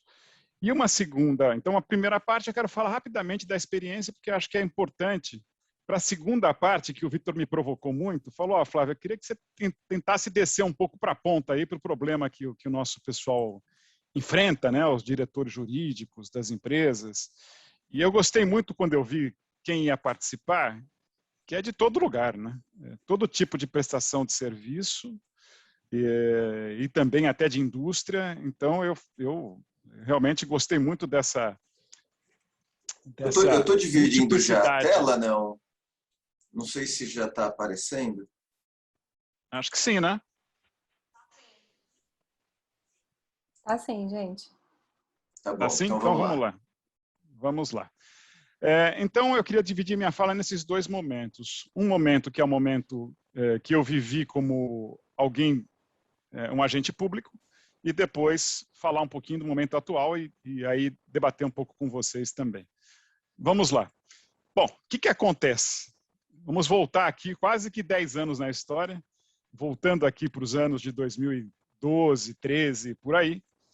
Quando nós eu assumi uma função, eu sou advogado, sou professor, e aí recebi do ministro Zé Eduardo Cardoso e da presidenta Dilma o convite para assumir a Secretaria Nacional de Reforma do Judiciário, e para lá eu fui, achando que ia ser um grande desafio, uma grande oportunidade. Bom, chegando lá, aí a gente percebe essa questão do diálogo, né? E com muita gente envolvida. Então, essa foi a nossa primeira questão foi essa. O ministro chegou para mim e falou, bom, Flávio, o que você vai fazer nessa secretaria? Falei, ministro, nós temos uma posição delicada, né? Porque nós somos o executivo querendo falar sobre justiça. Você sabe que quando essa secretaria foi criada pelo Márcio Tomás Bastos, os juízes não gostaram muito. Chegaram a dizer que iam criar uma secretaria do executivo dentro do judiciário. Então a gente precisa tomar um pouco de cuidado com os temas. E aí, claro, o ministro Cardoso é um mediador nato, né? Claro, vamos com calma e vamos partir de um diagnóstico. E aí, a partir do diagnóstico, a gente vê o que a gente pode colaborar numa articulação de políticas públicas com o sistema de justiça. O diagnóstico lá atrás, vocês vão ver que não mudou muito, né? Uma elevada litigiosidade. Naquele momento, a gente estava com 90 milhões de processos tramitando anualmente na justiça, hoje já são 110, ou mais, né? Acho 114. A morosidade, que é uma morosidade atávica, né? Uma morosidade que não era de 2010. Se a gente perguntar para os nossos avós se a justiça foi rápida alguma vez na vida, todo mundo vai dizer que não. Então, esse é um problema, né, crucial e estrutural do nosso sistema de justiça. A falta de acesso à justiça, por mais que alguns acham que a justiça é garantida a todos, porque é de graça, todo mundo pode ir, não é verdade. Nós temos ainda uma cidadania muito baixa, então um desconhecimento muito grande dos direitos, e mesmo quando se conhece os direitos, não se sabe como ir à justiça se o modelo é ir ao judiciário. E, por último, um baixo grau de diálogo. Isso a gente detectou, que é o grau de diálogo interinstitucional. Justiça fala para si, Ministério Público fala para si, advocacia fala para si, governo fala para si, e por aí vai, né? E defensoria também. Então, achávamos que, diante desse diagnóstico, nós tínhamos algo a propor. Vamos lá, meu querido Vitor. Aí, fizemos um plano, né? Não dá para... O primeiro passo é sempre diagnosticar, o segundo passo é fazer um plano. E fizemos um plano estratégico de atuação, e no tempo que nós tínhamos ali era de 3 anos. E aqui o que eu quero dizer é o que foi feito. Tá? Pensando o seguinte, bom, diante disso tudo, o que a gente pode colaborar? E nós achamos o seguinte, o nosso papel, então o papel de quem é do executivo em relação ao sistema de justiça, naquele lugarzinho pequeno que a gente tinha, e a gente brincava que a nossa secretaria cabia numa Kombi, o Vitor nos visitou algumas vezes e ele percebeu isso, e o nosso orçamento era um orçamento ridículo, né? Era um orçamento de 3 milhões de reais ano, que não é nada, uma secretaria nacional. Então, se é assim, o nosso papel é de articulação. Ótimo. O que nós vamos fazer? O que a gente pode fazer? O que está ao nosso alcance é rediscutir o acesso à justiça como um todo e incluindo o tema mediação no acesso à justiça. É um tema que o Brasil estava muito atrasado, enquanto nos Estados Unidos, desde 70, já se cuida de mediação, na Europa, 80, América do Sul, 90, o Brasil, que é esse gigante, parado.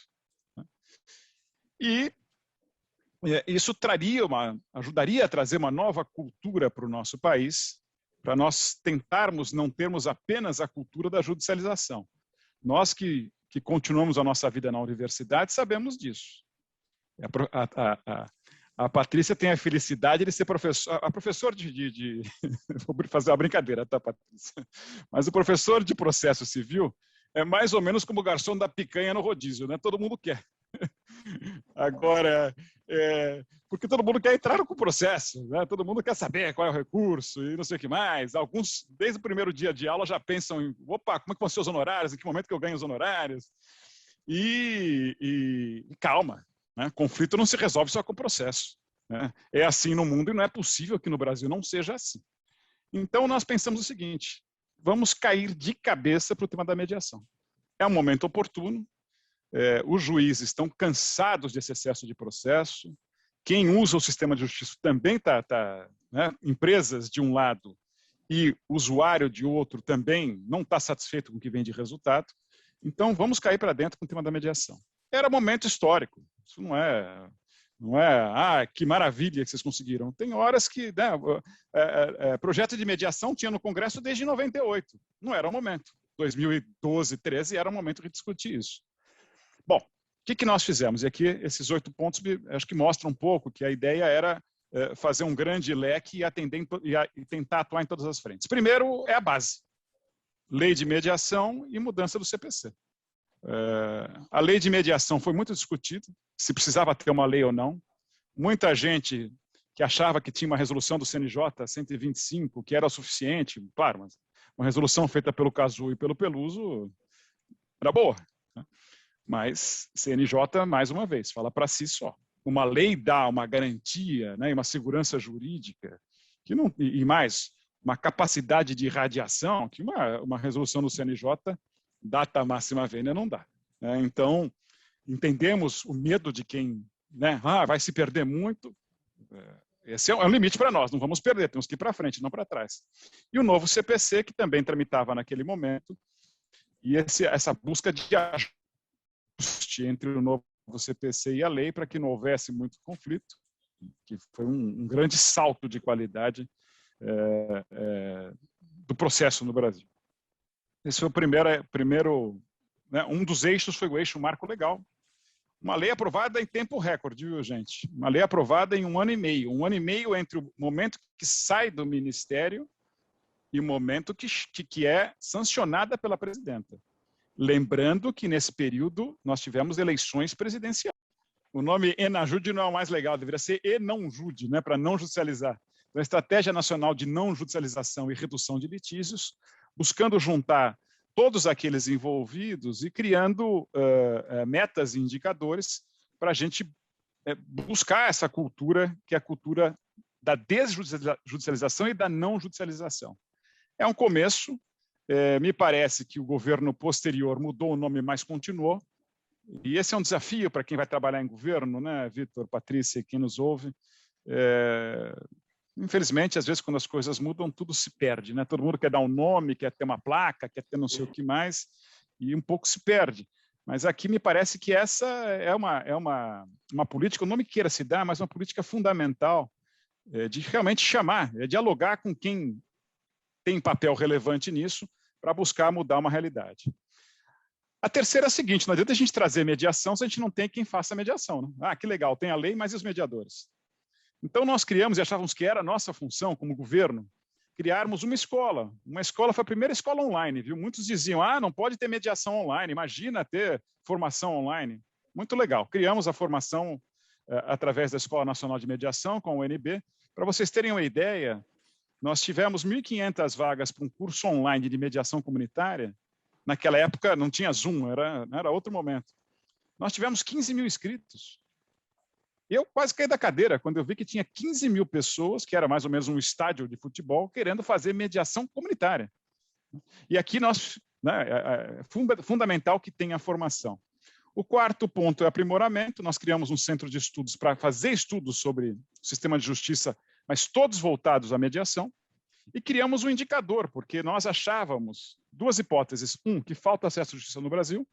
E segunda hipótese, é que quando nós abrimos portas para garantir direitos que não sejam da justiça, esse indicador melhorava. Não vou me alongar aqui, mas as duas hipóteses foram confirmadas. Um problema grande de acesso à justiça no Brasil, ainda mais quando se compara com o IDH. O Brasil é mais desigual no acesso à justiça do que o IDH. E segundo, quando nós colocávamos portas que não eram da justiça, exemplo, PROCON, delegacias, cartórios, INSS, esse indicador melhorava muito. O que reforçou a nossa tese de que acesso a direitos não é judiciário, apenas judiciário. Terceiro, sensibilizar. Então, criamos uma revista e, claro, vários seminários. Quarto, aí passamos o seguinte, nós somos governo, temos que ter alguma coisa de utilidade pública. O melhor exemplo foi da Senacom, com a querida Juliana, o consumidor.gov, que nós, que éramos uma secretaria pequenininha, apoiamos a Senacom e naquilo que a gente pôde fazer interlocução com o sistema de justiça. E criamos um aplicativo nosso, que era Atlas do Acesso à Justiça, para que o cidadão, num toque de celular, soubesse, primeiro, Em que lugar do Brasil tem a porta de acesso à justiça? Justiça, Defensoria, Ministério Público, ONGs, o que fosse. E também um glossário de direitos, né? Um pouquinho, claro, de forma reduzida, mas da nossa enciclopédia jurídica da PUC, a gente quis fazer uma espécie de um Google, né, para que o cidadão tivesse acesso. Finalizando, uma política pública de ponta, quer dizer, o que o governo podia fazer na ponta?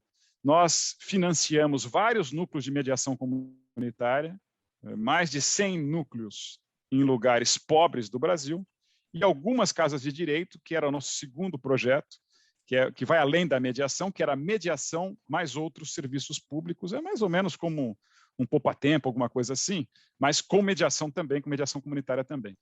E, por último, premiação de boas práticas, criamos uma Medalha Nacional de Acesso à Justiça, e, se não me falha a memória, quem ganhou pela iniciativa privada, ou se não me falha a memória, foi, naquela época, a Caixa Econômica, que tinha um trabalho bonito de redução de litígios. O Itaú também tinha, o Bradesco, que eu me lembre. Vamos em frente, Vitor? Bom, então, desculpa, pode ser? Pode ser. Continuando. Vamos lá. Vamos lá, já mudei. O que eu acho? Isso que eu contei a vocês foi passado, né? Nós estamos agora diante de novos desafios. Podia voltar isso? Aí, por favor, novos desafios diante da situação atual. E acho que, diante de uma situação atual, a gente tem que olhar de novo com as etapas necessárias para a gente enfrentar os desafios. O primeiro ponto, eu acho que a gente está fazendo aqui é diagnosticar, e, a partir daí, elaborar o plano, executar, monitorar e sempre avaliar e adequar e ajustar. Vamos em frente. Diagnóstico. Qual que é a nossa situação hoje? A coisa não mudou muito, vamos ser muito sinceros, né? Continua um altíssimo grau de litigiosidade, o processo continua lento, o CNJ sempre publica números, e os números são esses mesmo, né? Números de 110 milhões de processos, um estoque de 70 a 80 milhões, o que chega por ano é julgado, chega a 30, julga 30, às vezes um pouquinho mais, às vezes um pouquinho menos, diminui um pouco o estoque. O estoque significa que a justiça teria que ficar parada 3 anos para poder limpar o estoque. A morosidade continua, a média do processo é de 10 anos, sendo 4 anos na fase de conhecimento e 6 na execução, o que é um absurdo para quem tem na sua Constituição a duração razoável do processo, porque Rui Barbosa já dizia, né, que a justiça tardia é falha por essência. Justiça é contemporânea aos fatos. Esperar, em média, 10 anos para ter justiça, que serviço público é esse?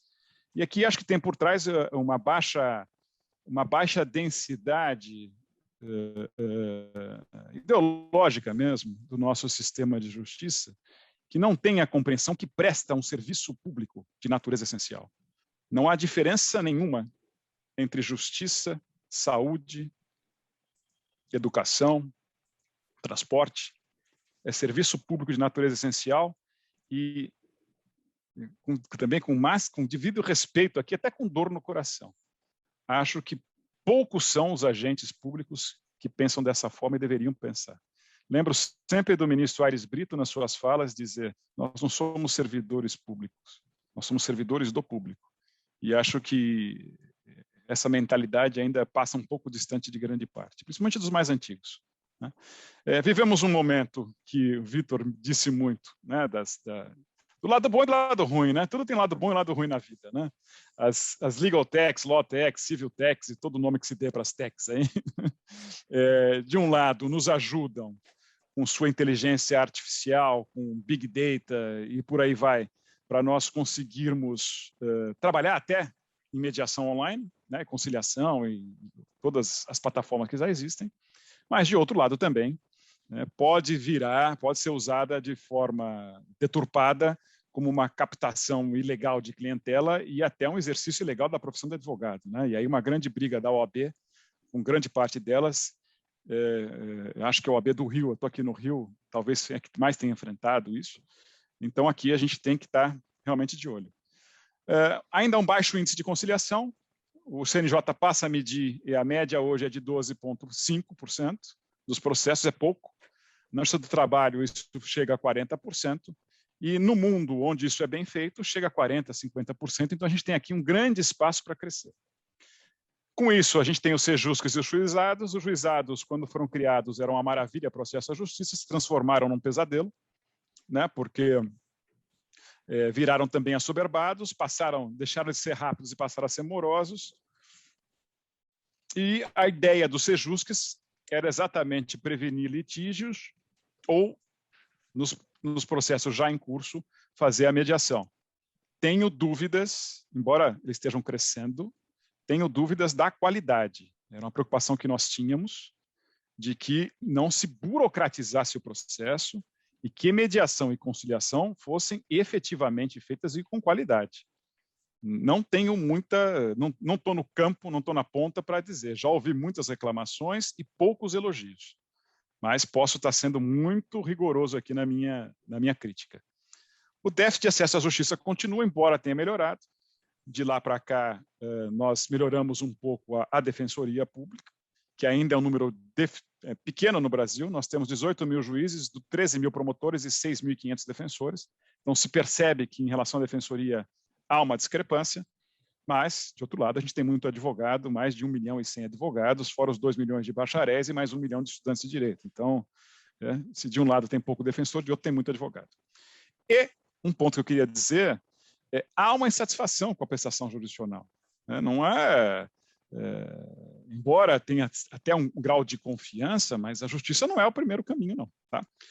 Então, plano estratégico, o que eu acho que nós temos... Só te fazer uma pergunta, já que você está entrando no plano estratégico.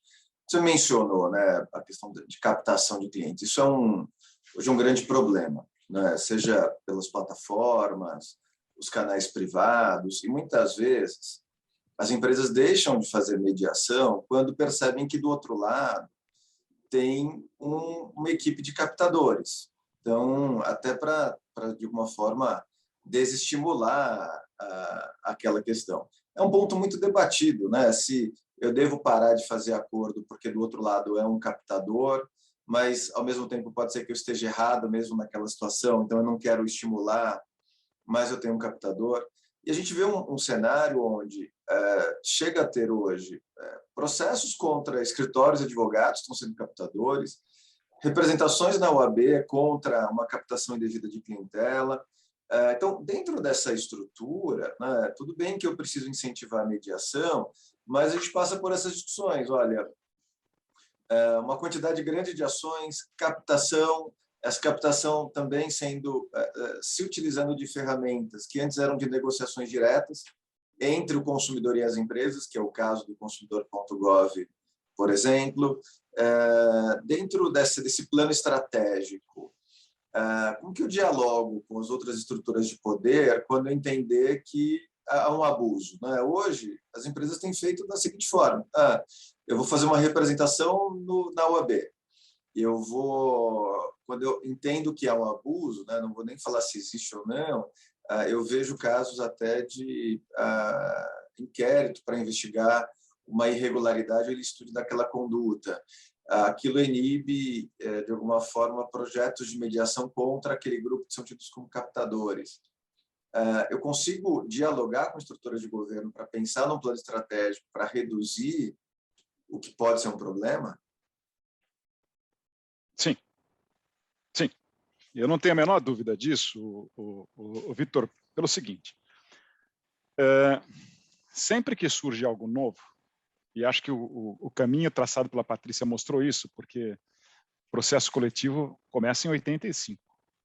Né? Então, a gente está falando aí de quase... Não, mais de 30, né, Patrícia? Mais de 30 anos. A gente do direito é ruim de fazer conta, mas já são aí 37 anos, 36 anos é a idade do Vitor. 36 anos de processo coletivo. O que a gente percebeu? Quando surgiu uma timidez, depois da timidez, um boom, nós estamos hoje, 30 anos depois, fazendo adequações. Claro, há um exagero de um lado, se percebe o exagero e vamos tentar adequar. Na mediação, a mesma coisa. Está se abrindo uma porta, grandes oportunidades. Há, esse momento, gente sendo muito criativa e se utilizando né, entre aspas, aí, preciso tomar muito cuidado com o mau uso do termo da mediação para captar clientela para a advocacia, e a OAB é muito preocupada com isso, mas todos aqueles que estão na pauta da mediação têm essa preocupação também, Vitor. Então, é como se todo mundo tivesse com um filhinho novo, né, e querendo criar com muito carinho. Ninguém está querendo dar leite em pó, é só leite materno. Então, eu que sou pai, um pai, né, recente, então esse é o meu linguajar agora. Então, eu acho que todo mundo tem muito carinho com o tema da mediação e de conciliação, olhando com esperança, mas também querendo que o Instituto não seja deturpado. Então, há muita sensibilidade de todos os envolvidos para olhar isso realmente com cuidado, para que não se perca. Tá, Vitor? Então, há muita sensibilidade para esse tema. Tá? Eu acho que se existia há 6, 7 anos atrás um certo preconceito da parte tanto de juízes como de advogados, hoje eu percebo que isso diminuiu muito, muito, muito. Então, há espaço sim. Então, o que eu queria dizer? Nós temos alguns passos a seguir. Acho que esses passos são feitos dentro... Aqui eu queria propor a vocês isso. Vocês têm que olhar para dentro da empresa e planos para dentro e planos para fora. Tá? Então, me parece que há alguns planos que devem ser estabelecidos como planos para o setor, planos para além do setor e planos para dentro da empresa. Até porque é o negócio de vocês. Então, a primeira coisa é sempre essa. Hoje a gente não tem mais problema em ter informações, ao contrário, né? Hoje a gente tem uma fonte enorme de informações e temos que usar a favor. Né? Todas as techs estão aí para isso, para nos ajudar. Nós temos todos os dados e vocês têm possibilidade hoje de saber exatamente isso. O número de processos, o que vocês ganham, o que vocês perdem, quanto tempo demora, quanto custa para a empresa, quanto custa o acordo, se tem acordo, se não tem. Então, isso é possível fazer e mapear em cada um dos assuntos. O segundo é sempre mapear os envolvidos e quais são os interesses desses envolvidos. Né? Porque quando vocês vão conversar fora, é isso. Pô, qual que é o interesse? Vocês, as empresas têm um interesse. Em que momento esse interesse da empresa e do consumidor é o mesmo? Em que momento que eles são divergentes? Tem que se mapear tudo isso. Né?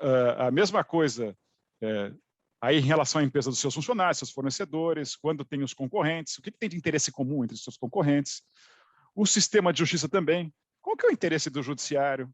O judiciário quer julgar o que é deles. Como vocês acham? Nunca nós tivemos tantos juízes com depressão, com crise de ansiedade, com toque. Eu mesmo já defendi juiz com toque.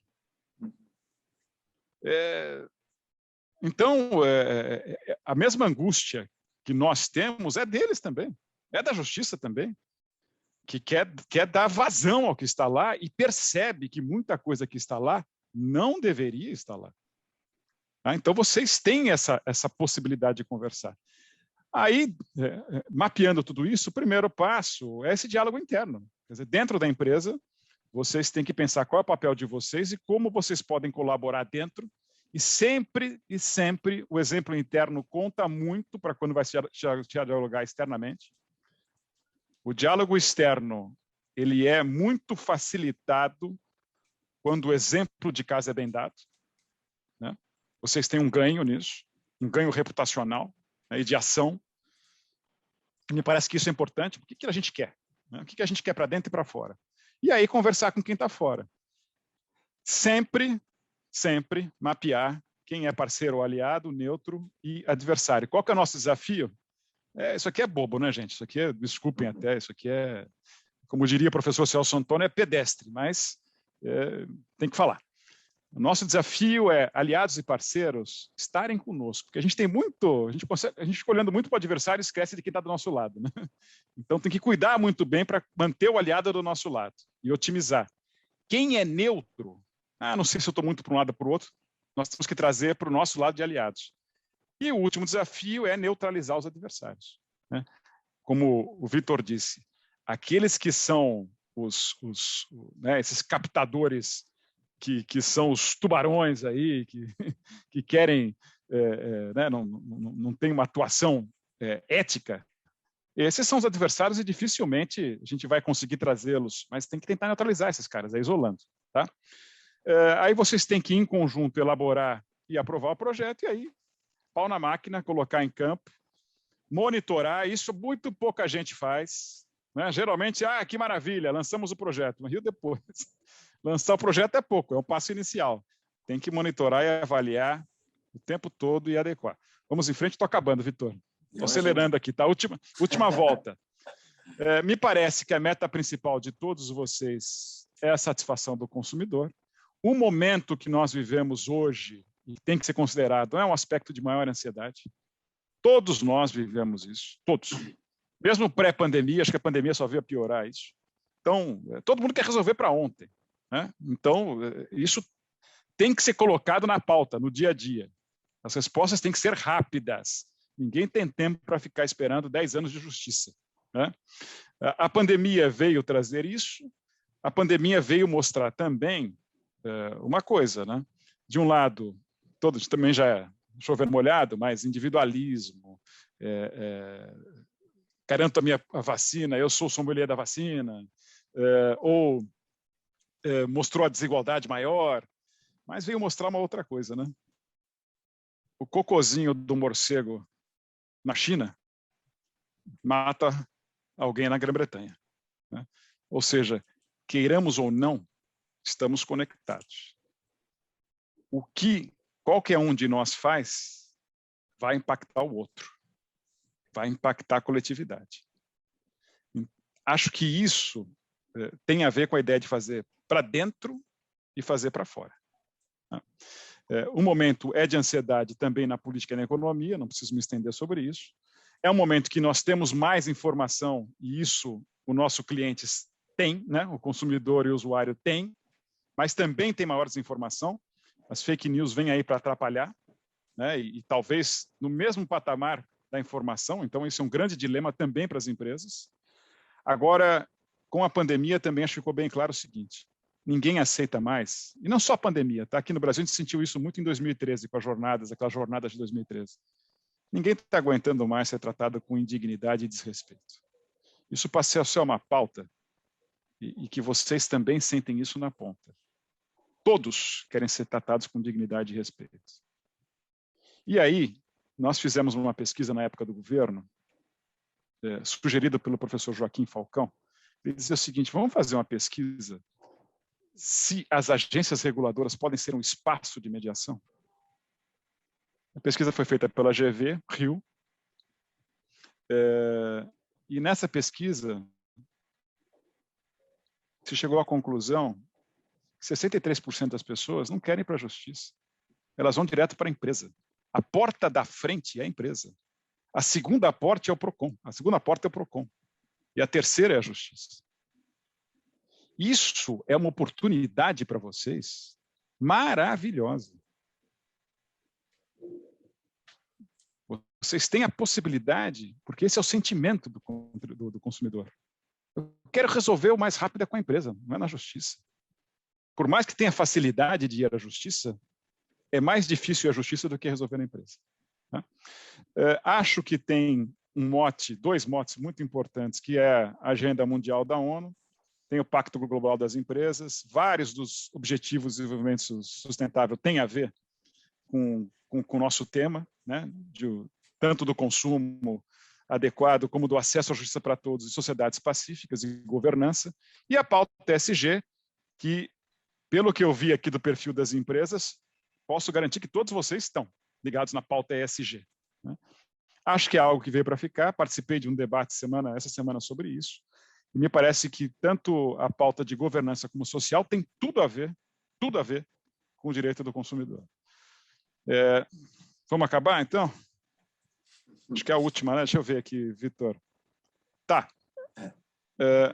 Aí é isso. Acho que vocês têm que desenhar um sistema que são diferentes esferas, a interna e a externa. Na interna, vocês têm muito maior controle disso. E aqui acho que é muito legal. Vocês podem ter um controle muito bom da qualidade de quem negocia, de quem concilia, de quem media ou medeia, né? Coisa que eu tendo a achar que não está tão bom no sistema de justiça. até porque o sistema de justiça é mais preocupado com o juiz do que com o mediador, né? E tem razão de ser. Nesse sistema interno, que eu acho que vocês devem desenhar, a satisfação do consumidor é maior. No cômputo geral, vocês vão ter um menor custo e vai se resolver muito mais rápido o conflito. No externo, claro que vocês têm como conversar com o PROCON e com todo o sistema de justiça, que é Defensoria, Ministério Público e Justiça. Vocês têm que atuar nas duas esferas, tá?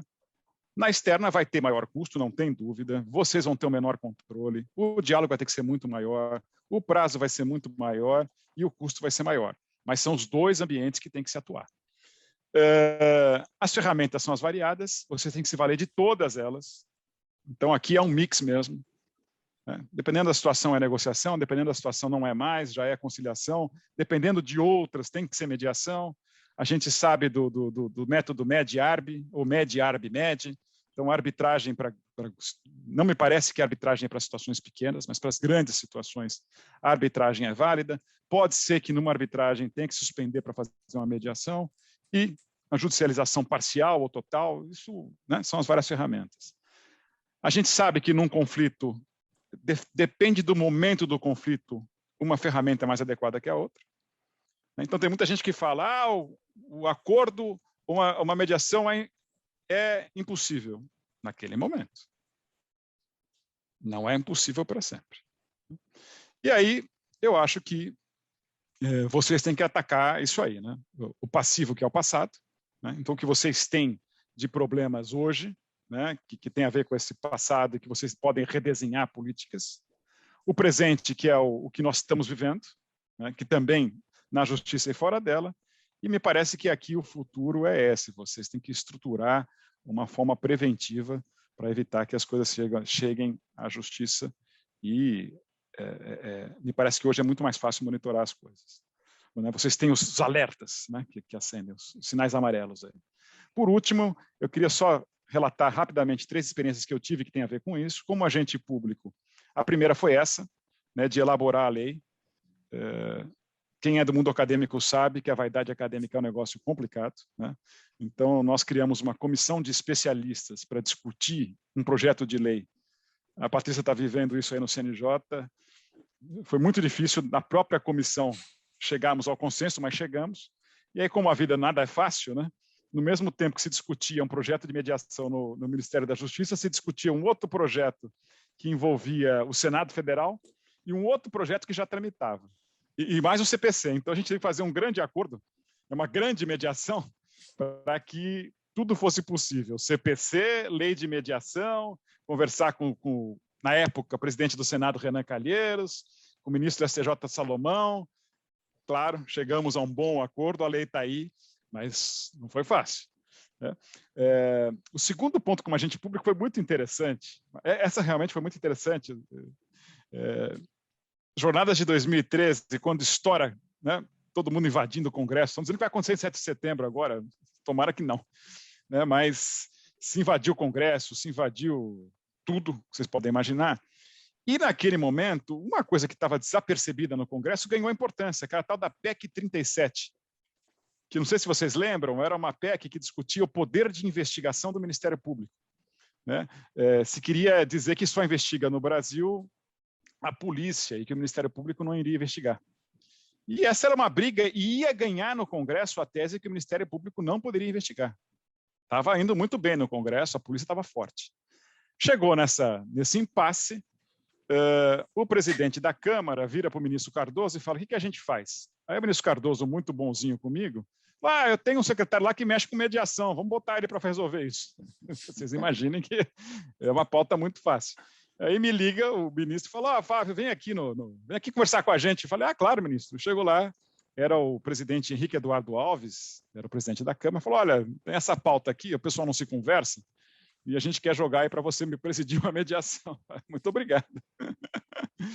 O tema ainda não estava nas jornadas. Então, foi muito interessante porque a gente começou a mediação, foi muito importante colocá-los não frente a frente, mas lado a lado, que aí ninguém apontava o dedo um para o outro, né? Eles ficavam até incomodados, assim, um delegado com o promotor do lado, como que eu vou bater? Então, esse incômodo foi muito interessante. Eles começaram, pelo menos, a conversar, e aí chegaram a um consenso inicial. Olha, não dá para aprovar a PEC, mas a investigação no Brasil está muito ruim. Vamos fazer uma lei de investigação? E começaram a rascunhar uma lei. De repente, estouram as jornadas, a PEC 37 vai parar na Globo e não sei o que mais, invadem o Congresso. No dia que botaram fogo no Itamaraty, eu estava com o ministro Cardoso na Justiça, que fica na frente, a gente olhou e falou, tomara que não venham para cá, senão a gente está perdido. Nesse dia, o presidente da Câmara me liga e fala, olha, Flávio, eu não estou achando o ministro Cardoso, está arquivada a PEC 37, tá? A sua comissão foi dissolvida. Bom, já tínhamos feito 5 reuniões, o que deu para ver? A conversa não tinha acontecido antes. A conversa era possível. Havia um interesse comum que era piorar a investigação. Caminhávamos para isso, mas ali, né, os eventos externos acabaram impedindo que avançasse. O segundo exemplo que eu trago é como advogado, porque aí eu saio do governo e saio da paz, né, que era tentar a mediação, e caio na guerra. Eu fui ser coordenador jurídico da campanha da reeleição da Dilma. Quando a gente olha para hoje, parece que a eleição da Dilma e do Aécio foi um mar de rosas. Não foi, era guerra campal. E quando eu chego lá, eu, né, convidado pela presidenta, eu falei, presidenta, eu tenho aqui um calendário, 100 dias com Dilma, eu vou riscando um por um, porque eu quero voltar para a mediação. A lei não tinha sido aprovada, eu quero voltar para aprovar a lei. Tá bom, mas agora a tua missão é aqui, nos ajudar. Então, chega uma hora, a eleição, né, aquele pau danado, segundo turno, judicialização excessiva entre Aécio e Dilma. Eu falei, será que a gente não consegue aqui, no eleitoral, fazer uma mediação, coisa que nunca existiu na vida? Vou conversar com a turma do PSDB. Pô, pode ser uma boa ideia. Eram 50 processos de um contra o outro. Vou conversar com o Toffoli, presidente do TSE, Gilmar Mendes, vice. Os dois falaram, sim, nós estamos muito preocupados com o grau de violência e de agressividade das campanhas. A gente quer que o tom seja propositivo. Fizemos uma sessão. Nessa sessão, o acordo foi feito. Todo mundo desistiu dos processos pendentes e recebemos uma advertência dos dois. A campanha tem que ser propositiva daqui até o final. O grau de belicosidade baixou muito. Claro que sempre teve uma agressãozinha ou outra, mas era o interesse comum, porque se todos os processos fossem julgados, eles iam ser procedentes, iam ser 15 dias de campanha com ninguém tendo tempo na televisão nem no rádio. Os eleitores talvez ficassem felizes, mas para as campanhas isso era horrível, né? Então, vejam, mesmo uma situação como essa, de alto grau de belicosidade, eu posso lhe garantir, Vitor, era muito mais difícil chegar a um acordo lá do que com os advogados captadores. Posso te garantir que eu também achava que era impossível, mas havia um interesse comum ali. E, por último, um exemplo atual, né? Eu sou advogado e sou um negociador e mediador, tenho um exemplo atuando como negociador num caso judicial. Patrícia, que gosta de processo, um processo com cautelar em rescisória, 20 anos de briga, um processo de discussão que envolve aí o setor educacional, e eu fui chamado nessa fase, que mostra, há momentos para isso. Há 20 anos, quando começou o processo, não era o momento. Agora, 20 anos depois, ninguém aguenta mais. São 10 partes e conseguimos acordo com 5, mas mostra que há um momento para isso. E última experiência na mediação pro bono, com família, né? Talvez as coisas mais difíceis sejam o divórcio, não é minha área, mas como mediador a gente faz de tudo, e eu faço uma mediação pro bono na Defensoria aqui do Rio, e atendendo um casal daqueles que não se conversava mais, aquelas coisas horríveis, e ninguém abria a mão, 5 sessões horríveis, até que você consegue, com muita conversa, com muita pergunta, fazer com que houvesse autorreflexão, até que o marido, que estava muito irredutível, é tocado, né, na emoção, cai no choro, e aí, a partir dali, destrava. O que mostra que é isso, né? Há situações que, mesmo aquele que você acha que nunca vai te ouvir, num dado momento ele te ouve. Né? Uma forma de abordagem diferente faz com que aquele que quer te matar consiga ver um pouco o seu lado e consiga ver que ele está exagerando demais, e isso acaba levando a um acordo. Nem sempre é possível, mas a gente sempre deve tentar isso. Então, para finalizar, queria, né, me colocar à disposição de vocês dizer que acho que a gente está num momento muito importante do mundo, né, que é um momento de transição. Acho que é uma oportunidade maravilhosa que a gente tem de fazer diferente, realmente, e acho que vocês que são líderes de empresas que são líderes podem fazer a diferença. Acho que no microcosmo do processo civil, acho que há espaço para começar a se discutir da mediação ou da conciliação ser algo obrigatório como pré-judicial. Nós não colocamos na lei naquele momento porque não queríamos correr risco de tomar uma inconstitucionalidade na cabeça. Foi proposital não colocar, embora a ideia fosse colocar. Mas acho que passados aí 5 anos, esse tema está um pouco mais maduro. E se nós conseguíssemos mudar a lei para tornar isso como obrigatório e dizendo que acesso à justiça é isso também, ninguém está afastando a justiça, né? Isso acho que pode ser um grande ganho. Tá? É isso. Eu queria agradecer mais uma vez e me colocar à disposição e dizer que adorei participar com vocês aqui. Flávio, muito obrigado. Patrícia, super obrigado. Acho que em benefício de todos nós, a gente avançou um pouquinho no tempo, mas foi excelente. Acho que o debate do processo coletivo, da mediação, captação, está muito ligado, né, sobre diversos aspectos, e essa possibilidade de dialogar com as autoridades e buscar um consenso, acho que é um grande desafio. Quando, em direito do consumidor, a gente fala de um ciclo de vida do conflito, né? Problema sempre vai ter, a gente nunca pode trabalhar com erro zero, mas quando a empresa não é lembrada ou outros players buscam iniciativas que, de alguma forma, tentam trazer mais vantagens, às vezes devido, às vezes não, a gente tem um problema muito grave. Enfim, para encerrar, né, eu estava num debate ontem sobre superendividamento. E a lei recente do superendividamento e cria uma estrutura de negociação ou nos PROCONs ou no judiciário, né? E eu trouxe, nossa, o judiciário já está abarrotado, os PROCONs também, e agora eles têm mais um tema para tratar, né? Como que isso vai ser discutido? E aí os canais de mediação podem oferecer uma grande alternativa, né? E outras estruturas que não as estruturas de Estado para isso. Gente, eu vou encerrar. Super obrigado, Patrícia, Flávio. Obrigado a todos que ficaram com a gente. A gente estendeu um pouquinho, então no finalzinho alguns responderam que não conseguiram ficar até o final. Sexta-feira a gente tem um outro encontro que vai ser sobre publicidade, regras de autorregulação e multas de PROCON. E aí a gente encerra esse ciclo que para mim está sendo maravilhoso. Assim, eu estou adorando e aprendendo bastante aí com todos. Obrigado, gente. Obrigada, Flávio. Parabéns, foi maravilhoso. Beijo, Patrícia. Tchau, Vitor. Abração. Tchau, tchau, gente. Tchau.